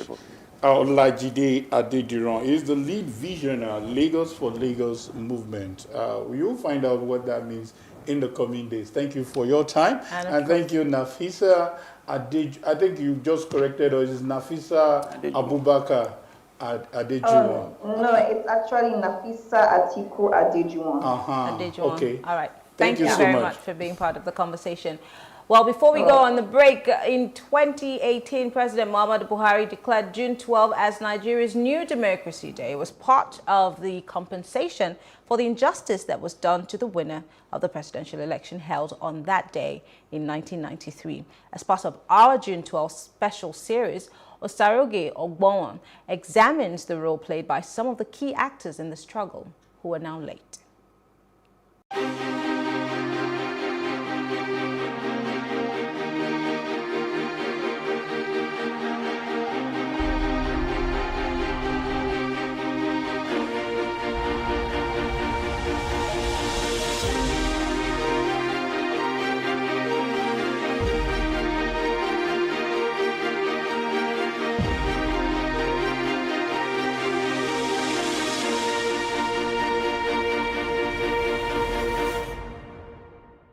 June 12, 1993, according to a political school of thought, is the real Democracy Day, when Nigerians came out en masse to vote for a democratic government. Unfortunately, the election was annulled by then military ruler Ibrahim Babangida. This gave rise to the formation of the Oodua People's Congress by Dr. Frederick Faseun and Gani Adams, and also the role of some leaders who played significant roles in this regard: the late Gani Fawemi, the late Dr. Beko Ransom Kuti, also Dr. Ayo Opadokun, Dr. Olisa Agbakoba, and many more. Plus TV met with the families of some of these late activists to relive those moments in Nigeria's history. OPC was formed for the greater good of Nigeria. Now, injustice to one is injustice to all. Now, the OPC was actually formed when it was birthed as a result of the June 12th annulment. Everyone knows that June 12th started with the IBB annulling the election. And that date was significant because that was the date my dad, Ulisa Agbakoba, and a few other top senior advocates and human rights activists started the struggle that no. These leaders left behind legacies that many say will live long after them. My father always told me, Enahoro, gone. This one, gone. One day he will go.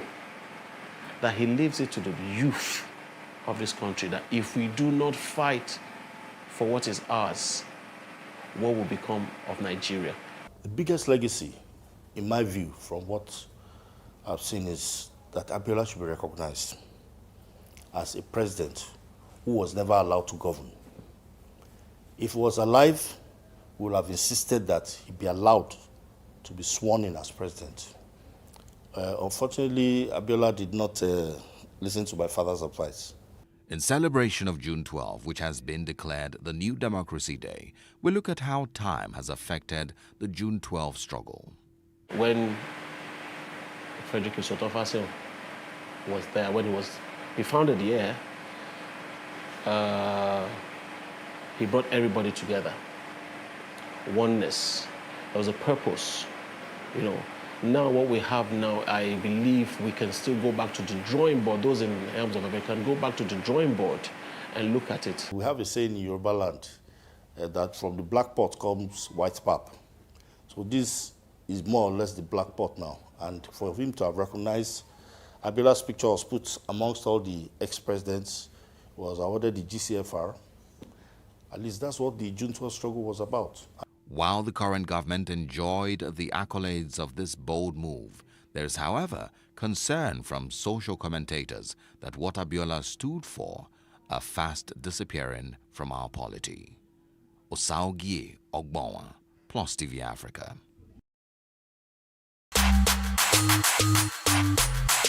Abraham, Jacob, you are one family. You are going to win this sport, Nigeria.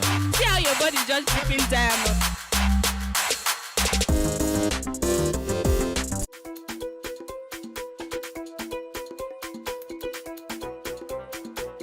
And MK Abiola was one time a foremost politician in the history of this country.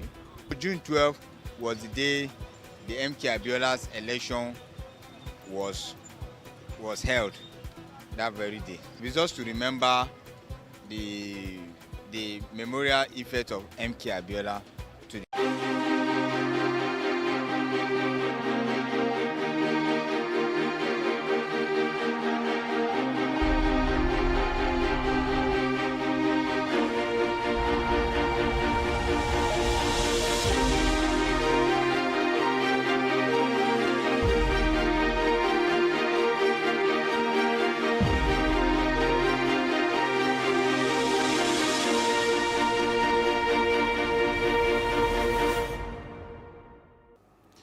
Welcome back. It's still June 12th special, our Democracy Day. It's official now that it is our Democracy Day.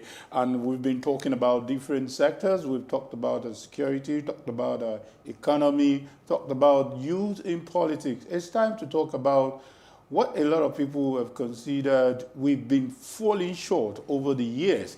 And the Nigerian political space hasn't always been inclusive of women, at least not in equal proportion to that of men. The few women who have played active roles have had to be assertive, elected or not. Think back to the Aba women who protested against an unfavorable tax policy. There was Queen Amina of Zaria who led men and women, and of course the legendary Fumilayo Ransome Kuti who fought for better representation of women in local governing bodies. Now, there's been low participation of women in both selective and appointed positions. In the 28 years since June 12, 1993 election, this is despite 35% affirmative action recommended by the National Gender Policy. There are currently 8 female senators, 11 members of the House of Representatives, and 7 ministers. But there are critics, I beg your pardon, who say that we have to fight for it if you want to be in it. But really, do we? Anyway, joining us to have this conversation, we have Winnie Jemide, an advocate for women and young persons in political leadership. She's our guest, and she will be talking more on this. Let us start from, I don't know, we are far away from affirmative action, let alone talk about having 50% that quite a lot of people have been advocating. So what's your thought, and where are we, and how do we move from this current level to the next level at least? Thank you so much for having me, and happy Democracy Day to you. I don't think this is peculiar. In fact, the data tells us that this is not peculiar to Nigeria. This is a global problem. The fact that we seem to be standing on one foot when it comes to political leadership. And if you think about it as a requirement for 3 feet on which democracy should balance, 1 foot being men, 1 being young people, and the 3rd being women, then you realize that we have been standing on 1 foot for quite a long time. I'd like to come, however, from a slightly different perspective, something that has worked over the years for polities and democracies that have actually seen increased participation in females rising to political leadership positions. And this is using effectively advocacy groups. And there's just one story that I'd like to tell and leave us with this afternoon. I was 17 years old, and at the time, my mother was the president of the National Council for Women's Society's River State branch. At that time, River State encompassed what is now Bayelsa State. And they had a town hall meeting, so to speak. I remember at that time that the national president was Mrs. Hilda Adefarasi. And they met with the likes of people like one of our very first female permanent secretaries, Mrs. Imokwede. And there were also people like Mrs. Bolale Aware in those meetings. And why did they come together? They came together as an umbrella body for all the societies across Nigeria that represented women. And the outcome, the manifesto, the deliverable from that meeting was simple: a ministry of women affairs. And it was out of that simple meeting that the Women Affairs Ministry was born. And so single-handedly, one in one little corner, one in another little corner, it can't be achieved.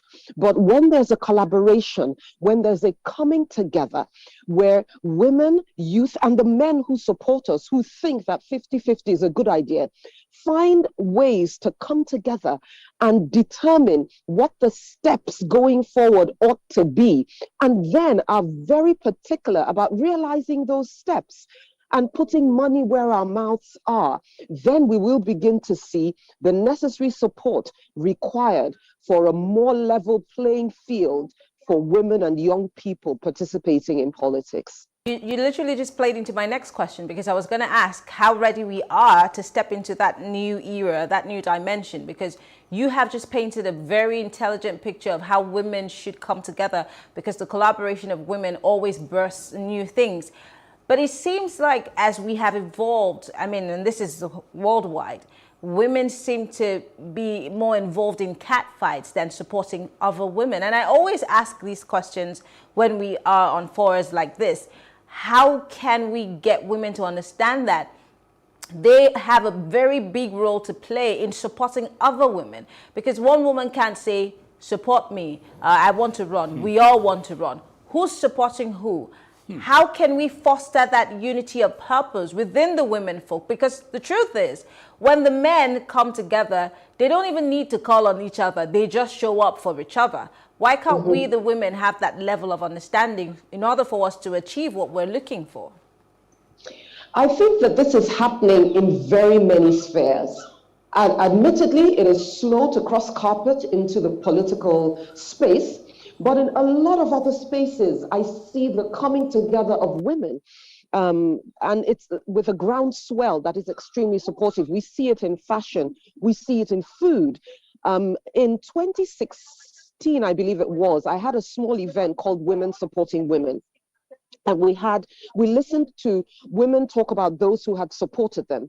I'm finding that especially in management, in the corporate world, that sort of support is hard. You know, there are many platforms. Look at Wimbiz, for instance. What is its sole purpose and function? To prepare women, to better women, and to support women. You know, and with that if we hold that in one hand, then clearly we can cross-carpet that to politics. Because it isn't an area that is considered easy, and you haven't really heard a lot of voices calling out for this support necessarily, we haven't seen the sorts of collaborations and the sorts of coming together that we see across the business world and we see across the corporate world. But thank you very much, Pulse TV, because platforms like yours, these sorts of programs bring the idea to the fore. And as more people hear, as more people are listening, then the same way that we have collaborations across other spheres, we will begin to see collaborations here as well. But I cannot say enough that women are truly supporting women. I think the era, the idea of catfighting is in the past. And it's not so much just because you're a woman. It is because there are so many seasoned, good, and ready candidates. And so other like women throw their weight behind them. Okay. When the product is good, it will get support. I totally agree. But let's look at some kind of argument about women being in politics. People have said, why do we need Ministry of Women Affairs? Why do we need women leader? That these are some of the ideas that they are using to, pardon my language, to settle women, to tell women that don't worry, by the time we make you a women leader, you don't need to be the chairman of the party. By the time we make you a Minister of Women Affairs, you don't need to strive to be the president. So do you think this narrative should also change? And let's look at, if a woman is good enough to be the president, she doesn't have to be Minister of Women Affairs. It's interesting because as you were speaking to me, I started imagining a man being the Minister of Women Affairs. But, you know, I mean, there are arguments for and against.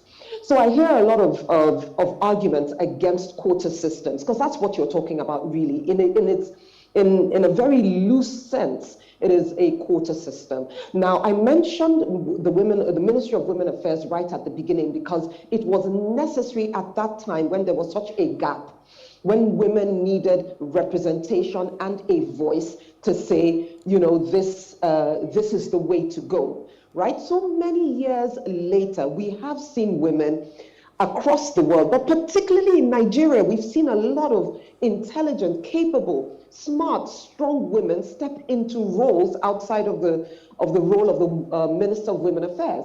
And we've seen so many of them deliver on their mandates. So this may actually be a moot point.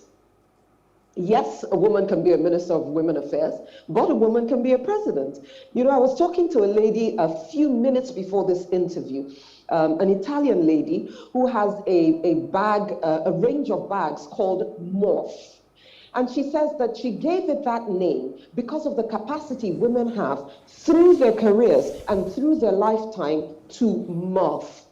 Knowing that we are such excellent multitaskers, it is so simple, so easy to imagine that if we've done such a tremendous good job at being home engineers while balancing 1,001 other things, we can step into every single possible office in the land and do well at it.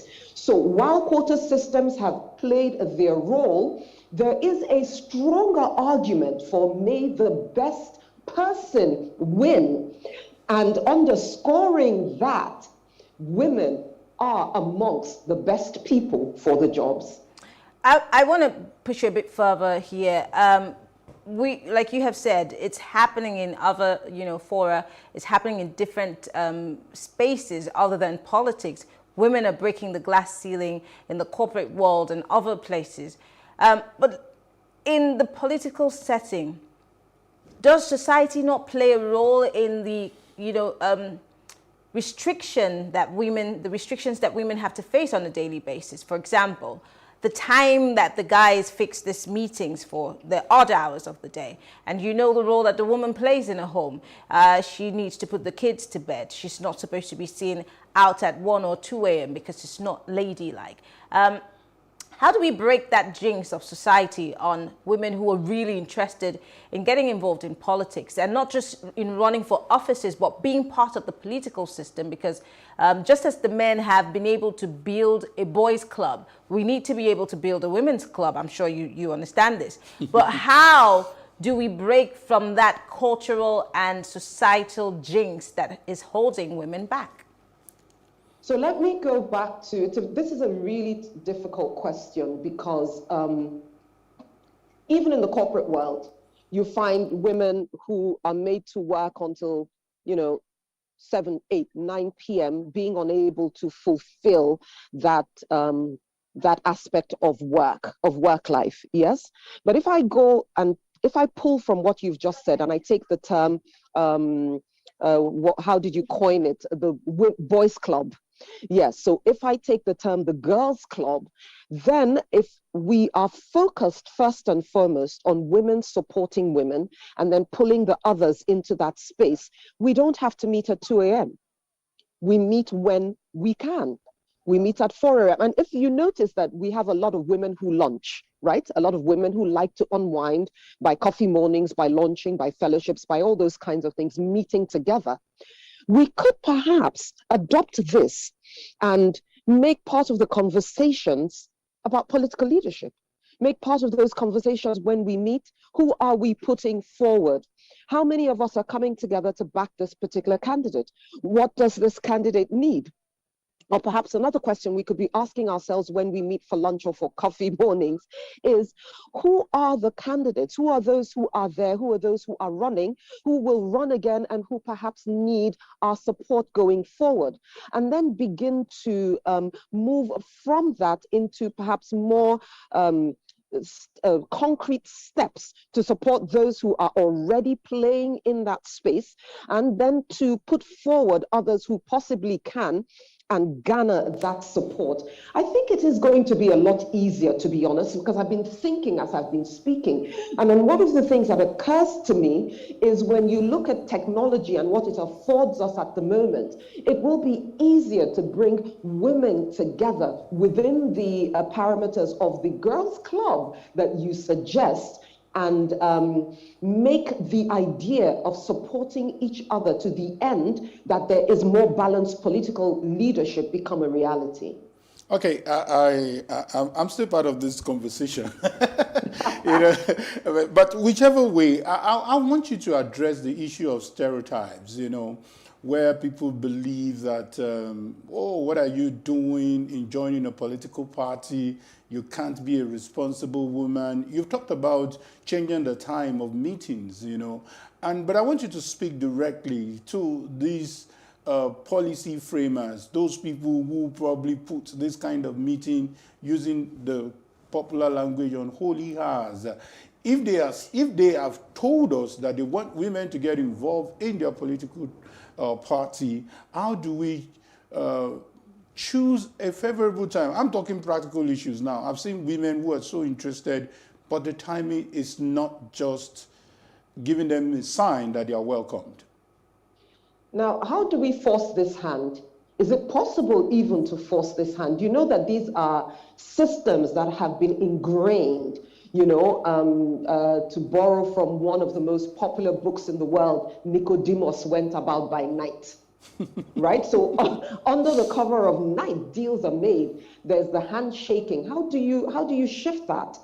Which is why I come back to the suggestion that when there is a groundswell, when there are 10 million women meeting at 4 p.m., and when we take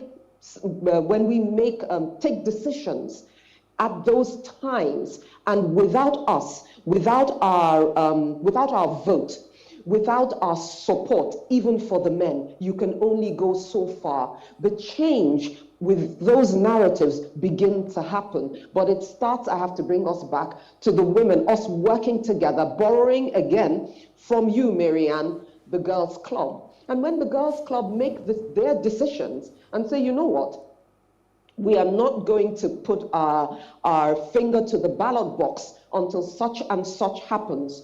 35%. Let's have changes in the times that we meet. And most of the nighttime meetings, really, to my understanding, is about deals. It's about cutting the deals where you already decide who has won before we get to the ballot box. How do we change that? We only change that by a groundswell. There's a very interesting book by Aisha Osori, I think is her last name. I recommend that as a read for anyone who is looking into this arena, either as an advocate, a supporter, or one who wants to run for office. And then you understand how by the time day breaks, by the time morning comes, these decisions are already made. So how do we counter that? Come together at a time that suits you and make your own dictates, make your own decisions.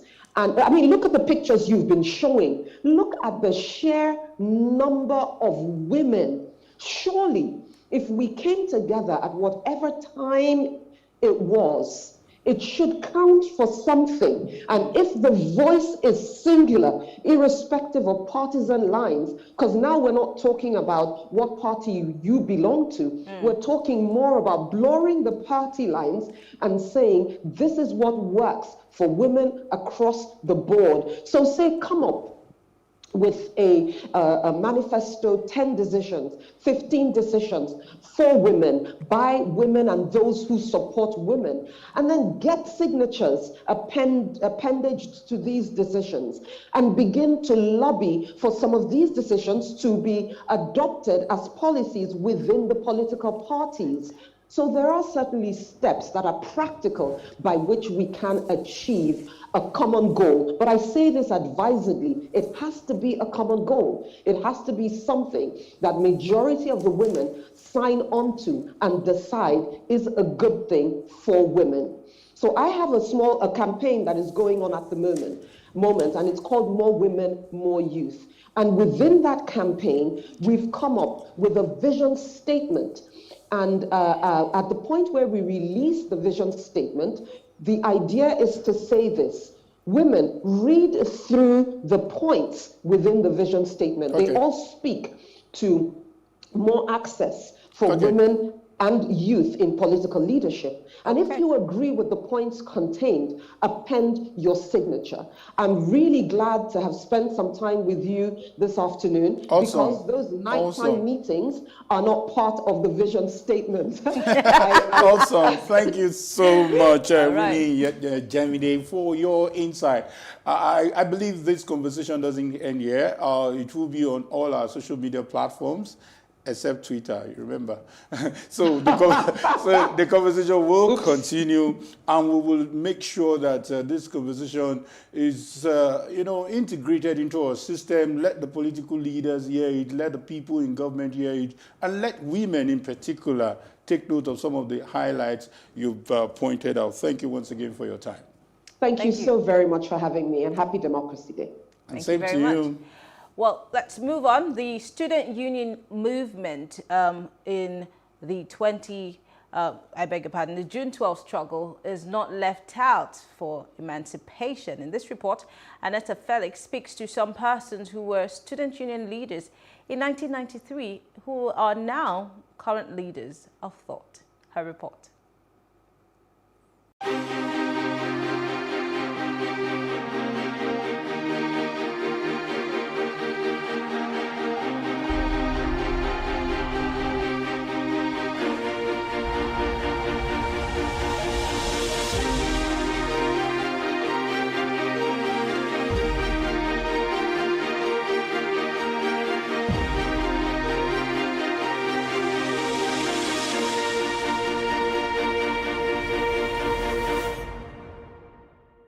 Executive Director, Women Advocates Research and Documentation Center, Abiola Akiode, was a 22-year-old student union leader at the Obafemi Awolowo University in 1993, the year of the popular June 12 presidential election in Nigeria. She recalls the militarized political climate at the time and the democratic yearnings of Nigerians like it was yesterday. Nigeria was in a bad situation, terrible militaristic experience that Nigerians have had. So Nigerians were ready, to have a democratic experience. When the military government of General Ibrahim Babangida annulled the election of June 12, 1993, Abiola and other student leaders at Ife and the University of Lagos rose up to advocate for democracy in the face of threats to their lives and freedom. A whole lot of people lost their lives during that period. Some of us were picked up, were arrested, were prevented from traveling to go and talk about the issue. I remember I was picked up on my way to Benin Republic with Dr. Tunji Abayomi. NADECO member Ayodele Adewale was a student union president at the Lagos State University and one of the foot soldiers of the June 12 struggle. His experience fighting for democracy was no different from Abiola's. We were always agitating. The soldiers will come, we shoot at us, we throw tear gas. Sometimes we throw the tear gas back. Abiola reflects on the day June 12, 1993, and what it means for Nigeria. June 12 was a journey, and it was a journey that shows that Nigeria has resilience. Nigerians rejected military, and we didn't stop. A lot of people died, a lot of people were maimed, a lot of people were expelled, a lot of people were suspended, a lot of people spent more time in prison than they could ever imagine. But Nigerians were resolute. On June 12, Nigeria stood. Even though MKO Abiola passed on in prison, Ayodele describes June 12 and the struggle for the soul of democracy as unregrettable. Yes, we might not have the kind of democracy that we want, but it's still far better than being in a military gulag. If we have more ideologically sound people in this democratic system, then we can gain power. Other prominent names of the June 12 struggle are Chief Gani Fawayemi, Dr. Beko Ransom Kuti, Professor Wole Soyinka, Pa Ayo Okpadokun, among others. Years later, on June 12, 2018, President Muhammadu Abraham, Moses, Jacob, you are one family. We are going to win this sport in Nigeria. See how your body just dripping diamond.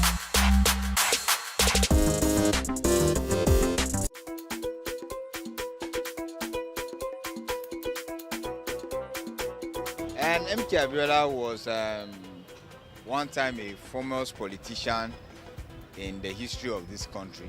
June 12 was the day the MK Abiola's election was held, that very day. It's just to remember the memorial effect of MK Abiola to the economic of this country. MK Abiola was a philanthropist, somebody who he supported sports while he was alive, and he helps the needy. So he was the one who the acclaimed June 1993 election winner that was annulled by General Ibrahim Babangida. And today, the Democracy Day has been moved from May 29 to June 12. So we believe that June 12 now is the new date for democracy in Nigeria, when the true Democrat was denied the opportunity of ruling this nation by the then general. Oh, very fantastic. May his soul rest in perfect peace. The most free and fair election we ever had in Africa. Yes. He's a philanthropist. At least MK Abiola, let's assume he was given the privilege to manage Nigeria. I believe Nigeria could have been better by now because he had a good plan, he had a good concept for Nigeria. But as fate may have it, he couldn't attain that throne. So it's a day we need to reckon with. It's like a day of honoring MKO Abiola for his relentless effort towards humanities, for his ability to make sure that the less privileged we are being cared for. It's a day we used to honor him, to pay homage to him because he really deserves it. MK.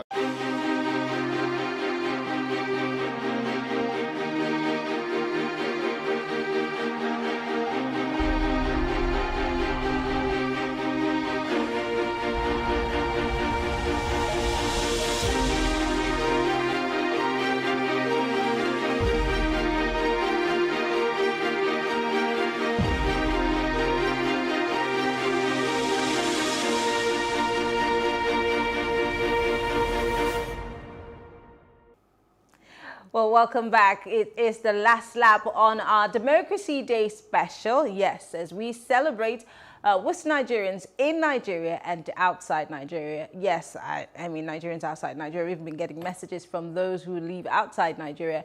Don't forget, be part of the conversation on social media. We're on Instagram, we're on YouTube, we're on Facebook.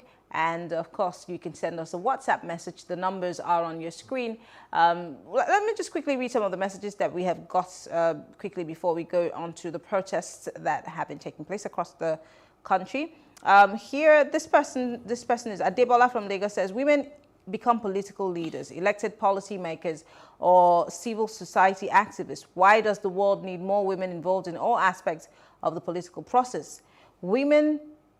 Women's political participation results in tangible gains for democracy, including greater responsiveness to citizens' need, increased cooperation across party and ethnic lines, and a more sustainable future. Women should rightly have a choice in politics.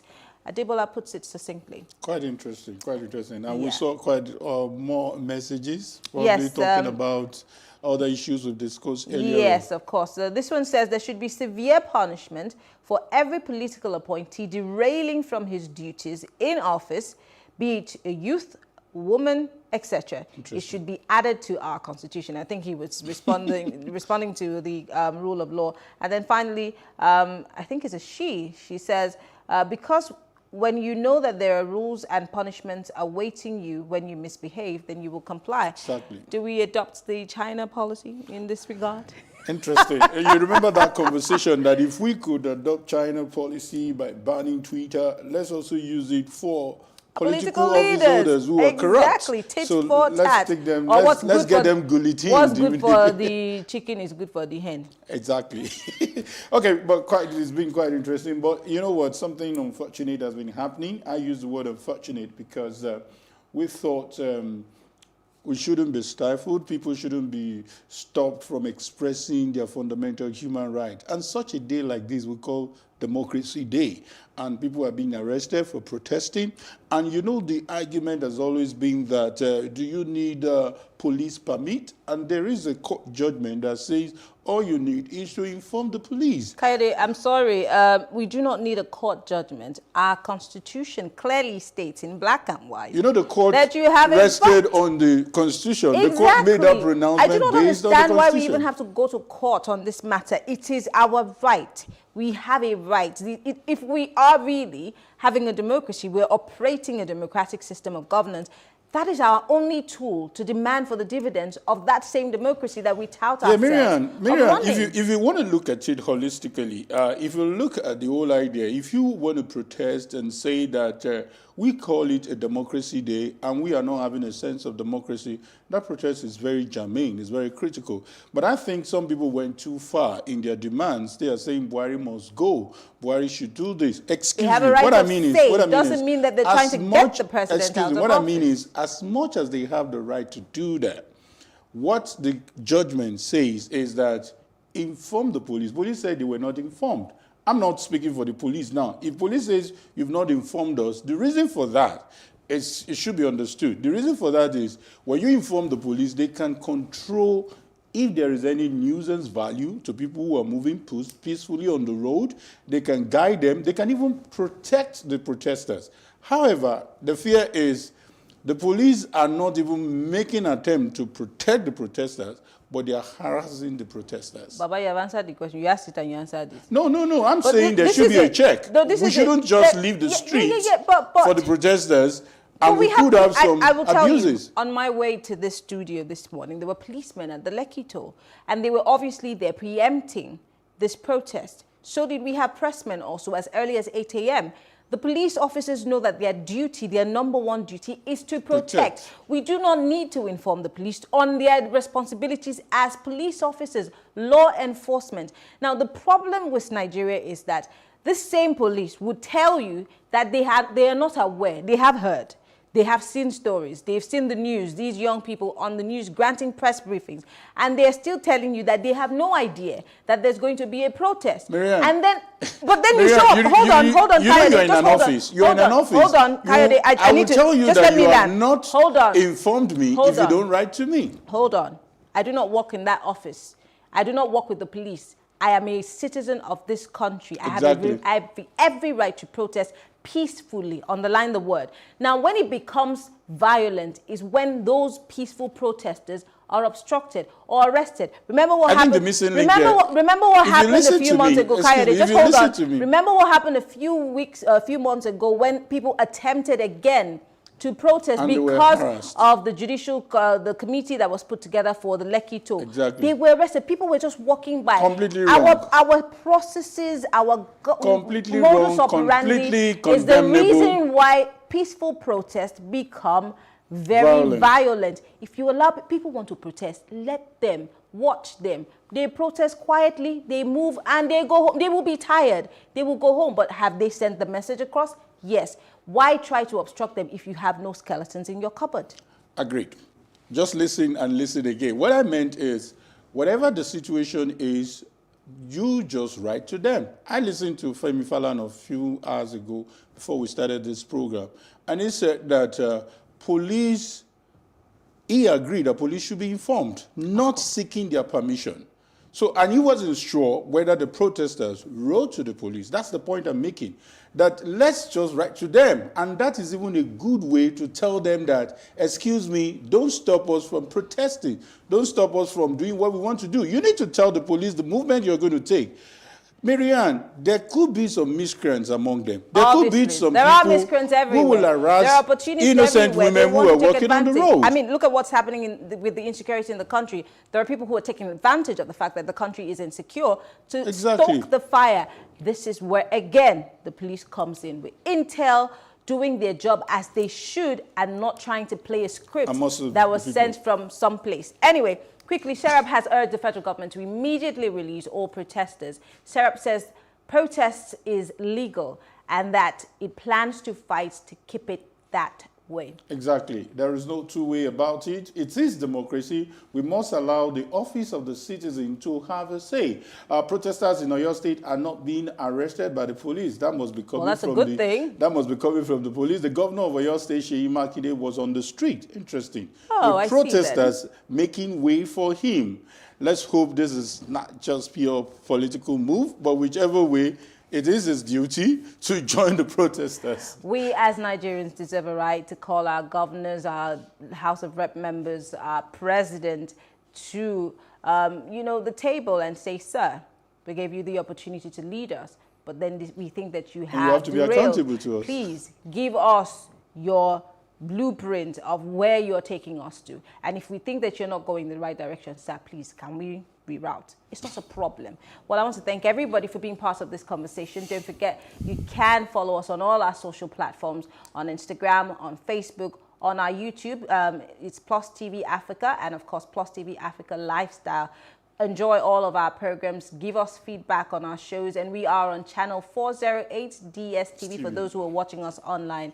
Enjoy the rest of our programs. It's been a pleasure. Enjoy your Democracy Day. And let's hope that Nigeria will be great. I am Marianne Okon. And of course, I am Kayode Ladende. It's been a wonderful time. See you next time. Have a good afternoon.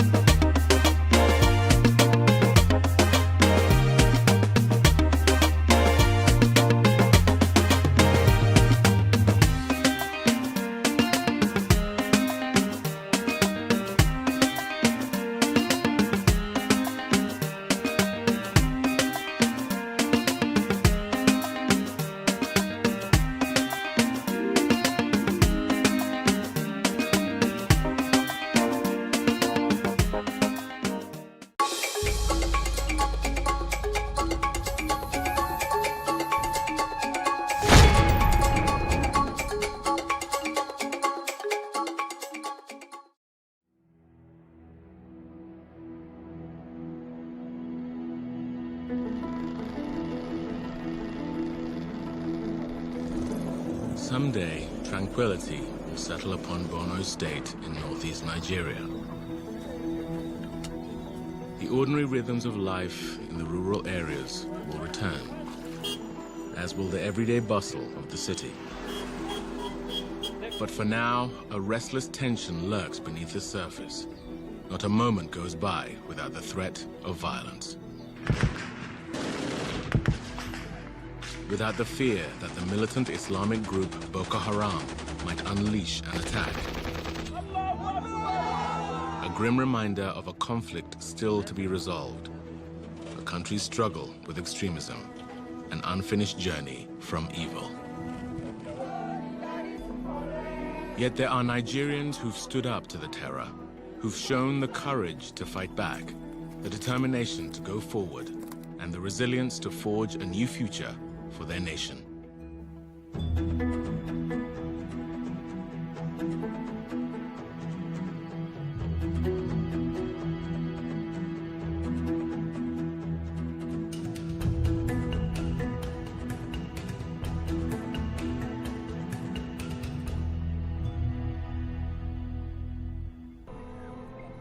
The world knows Boko Haram mostly through reports of bombings, kidnappings, and suicide attacks.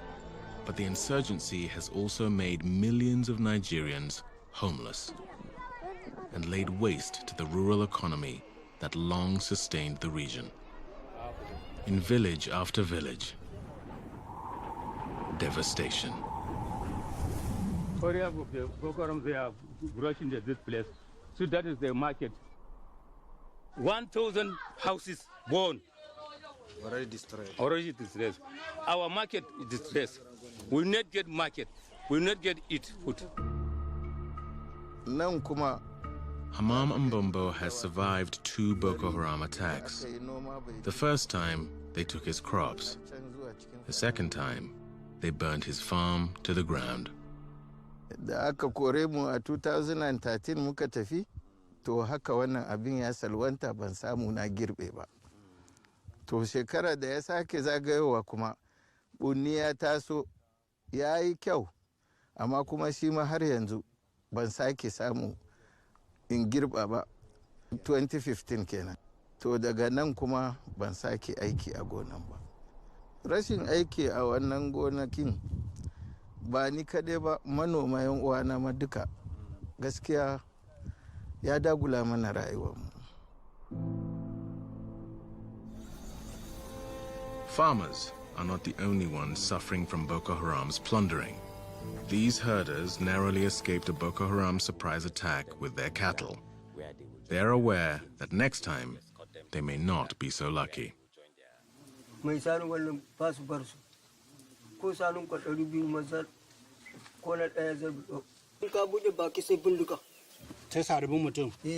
Babu wata hanya da za ku iya bi ne ku sake kwato su. Ina za mu samu hanyar bi. Mu ba mu da komai, su suna da bindiga. What's caused this crisis is people being terrorized and having to run away from the place they've been able to work for a long time. We were told that farmers do have seeds. We were told that farmers do still have some of the tools. What they don't have is the confidence to go back to their land because they're worried that if they're a man, they'll be shot. They're worried that if they're a woman, they'll be raped or kidnapped. So the key issue here is security. Although the Nigerian military has recaptured and garrisoned some larger towns, the northeast's breadbasket remains a free fire zone. Much of the food production infrastructure, granaries, markets, wells, is in ruins. Rebuilding it will take months, if not years.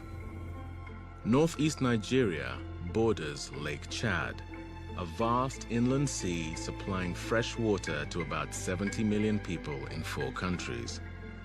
Fishing forms an integral part of household economies in the region. But since the insurgency, Boko Haram has controlled fishing by demanding a tax from those plying their trade. As a result, many fishermen have fled, choking off the once thriving industry. Most are reluctant to talk openly about the insurgents, fearing reprisals. A shakka babu 'Yan Boko Haram sun kassara wannan sana'ar tamu gabaki ɗayanta. Domin ka kula duk tafkin Chadin nan gabaki ɗaya duk wani mu'amala da ake yi wato biyo bayan kifi ne. Watanni 4 na shekara wanda an fi kama kifi a cikin su irin watannin zafi. To a lokacin ana iya fitar da trailer 70, 50, 60 a rana ɗaya. To amma kaga yanzu ko ɗaya ba a fitarwa. Deprived of their livelihoods, farmers, herders, and fishermen, along with their families, wind up in the camps for the displaced that have sprung up across the northeast. Official estimates put the number forced to leave their homes at 2 million or more. For years, the lack of security kept many humanitarian agencies from entering the region. Now that more military are present, they are returning to learn that the crisis is much worse than they predicted. I think a lot of humanitarian aid workers are saying that they didn't realize the situation was that bad. Some have described it as famine-like conditions. Unfortunately, if it was addressed sooner, it wouldn't have gotten to the extent that it is now. According to the United Nations, more than $1 billion in humanitarian aid was needed to help 8.5 million people in the Northeast and Lake Chad region in 2017, most of it for food.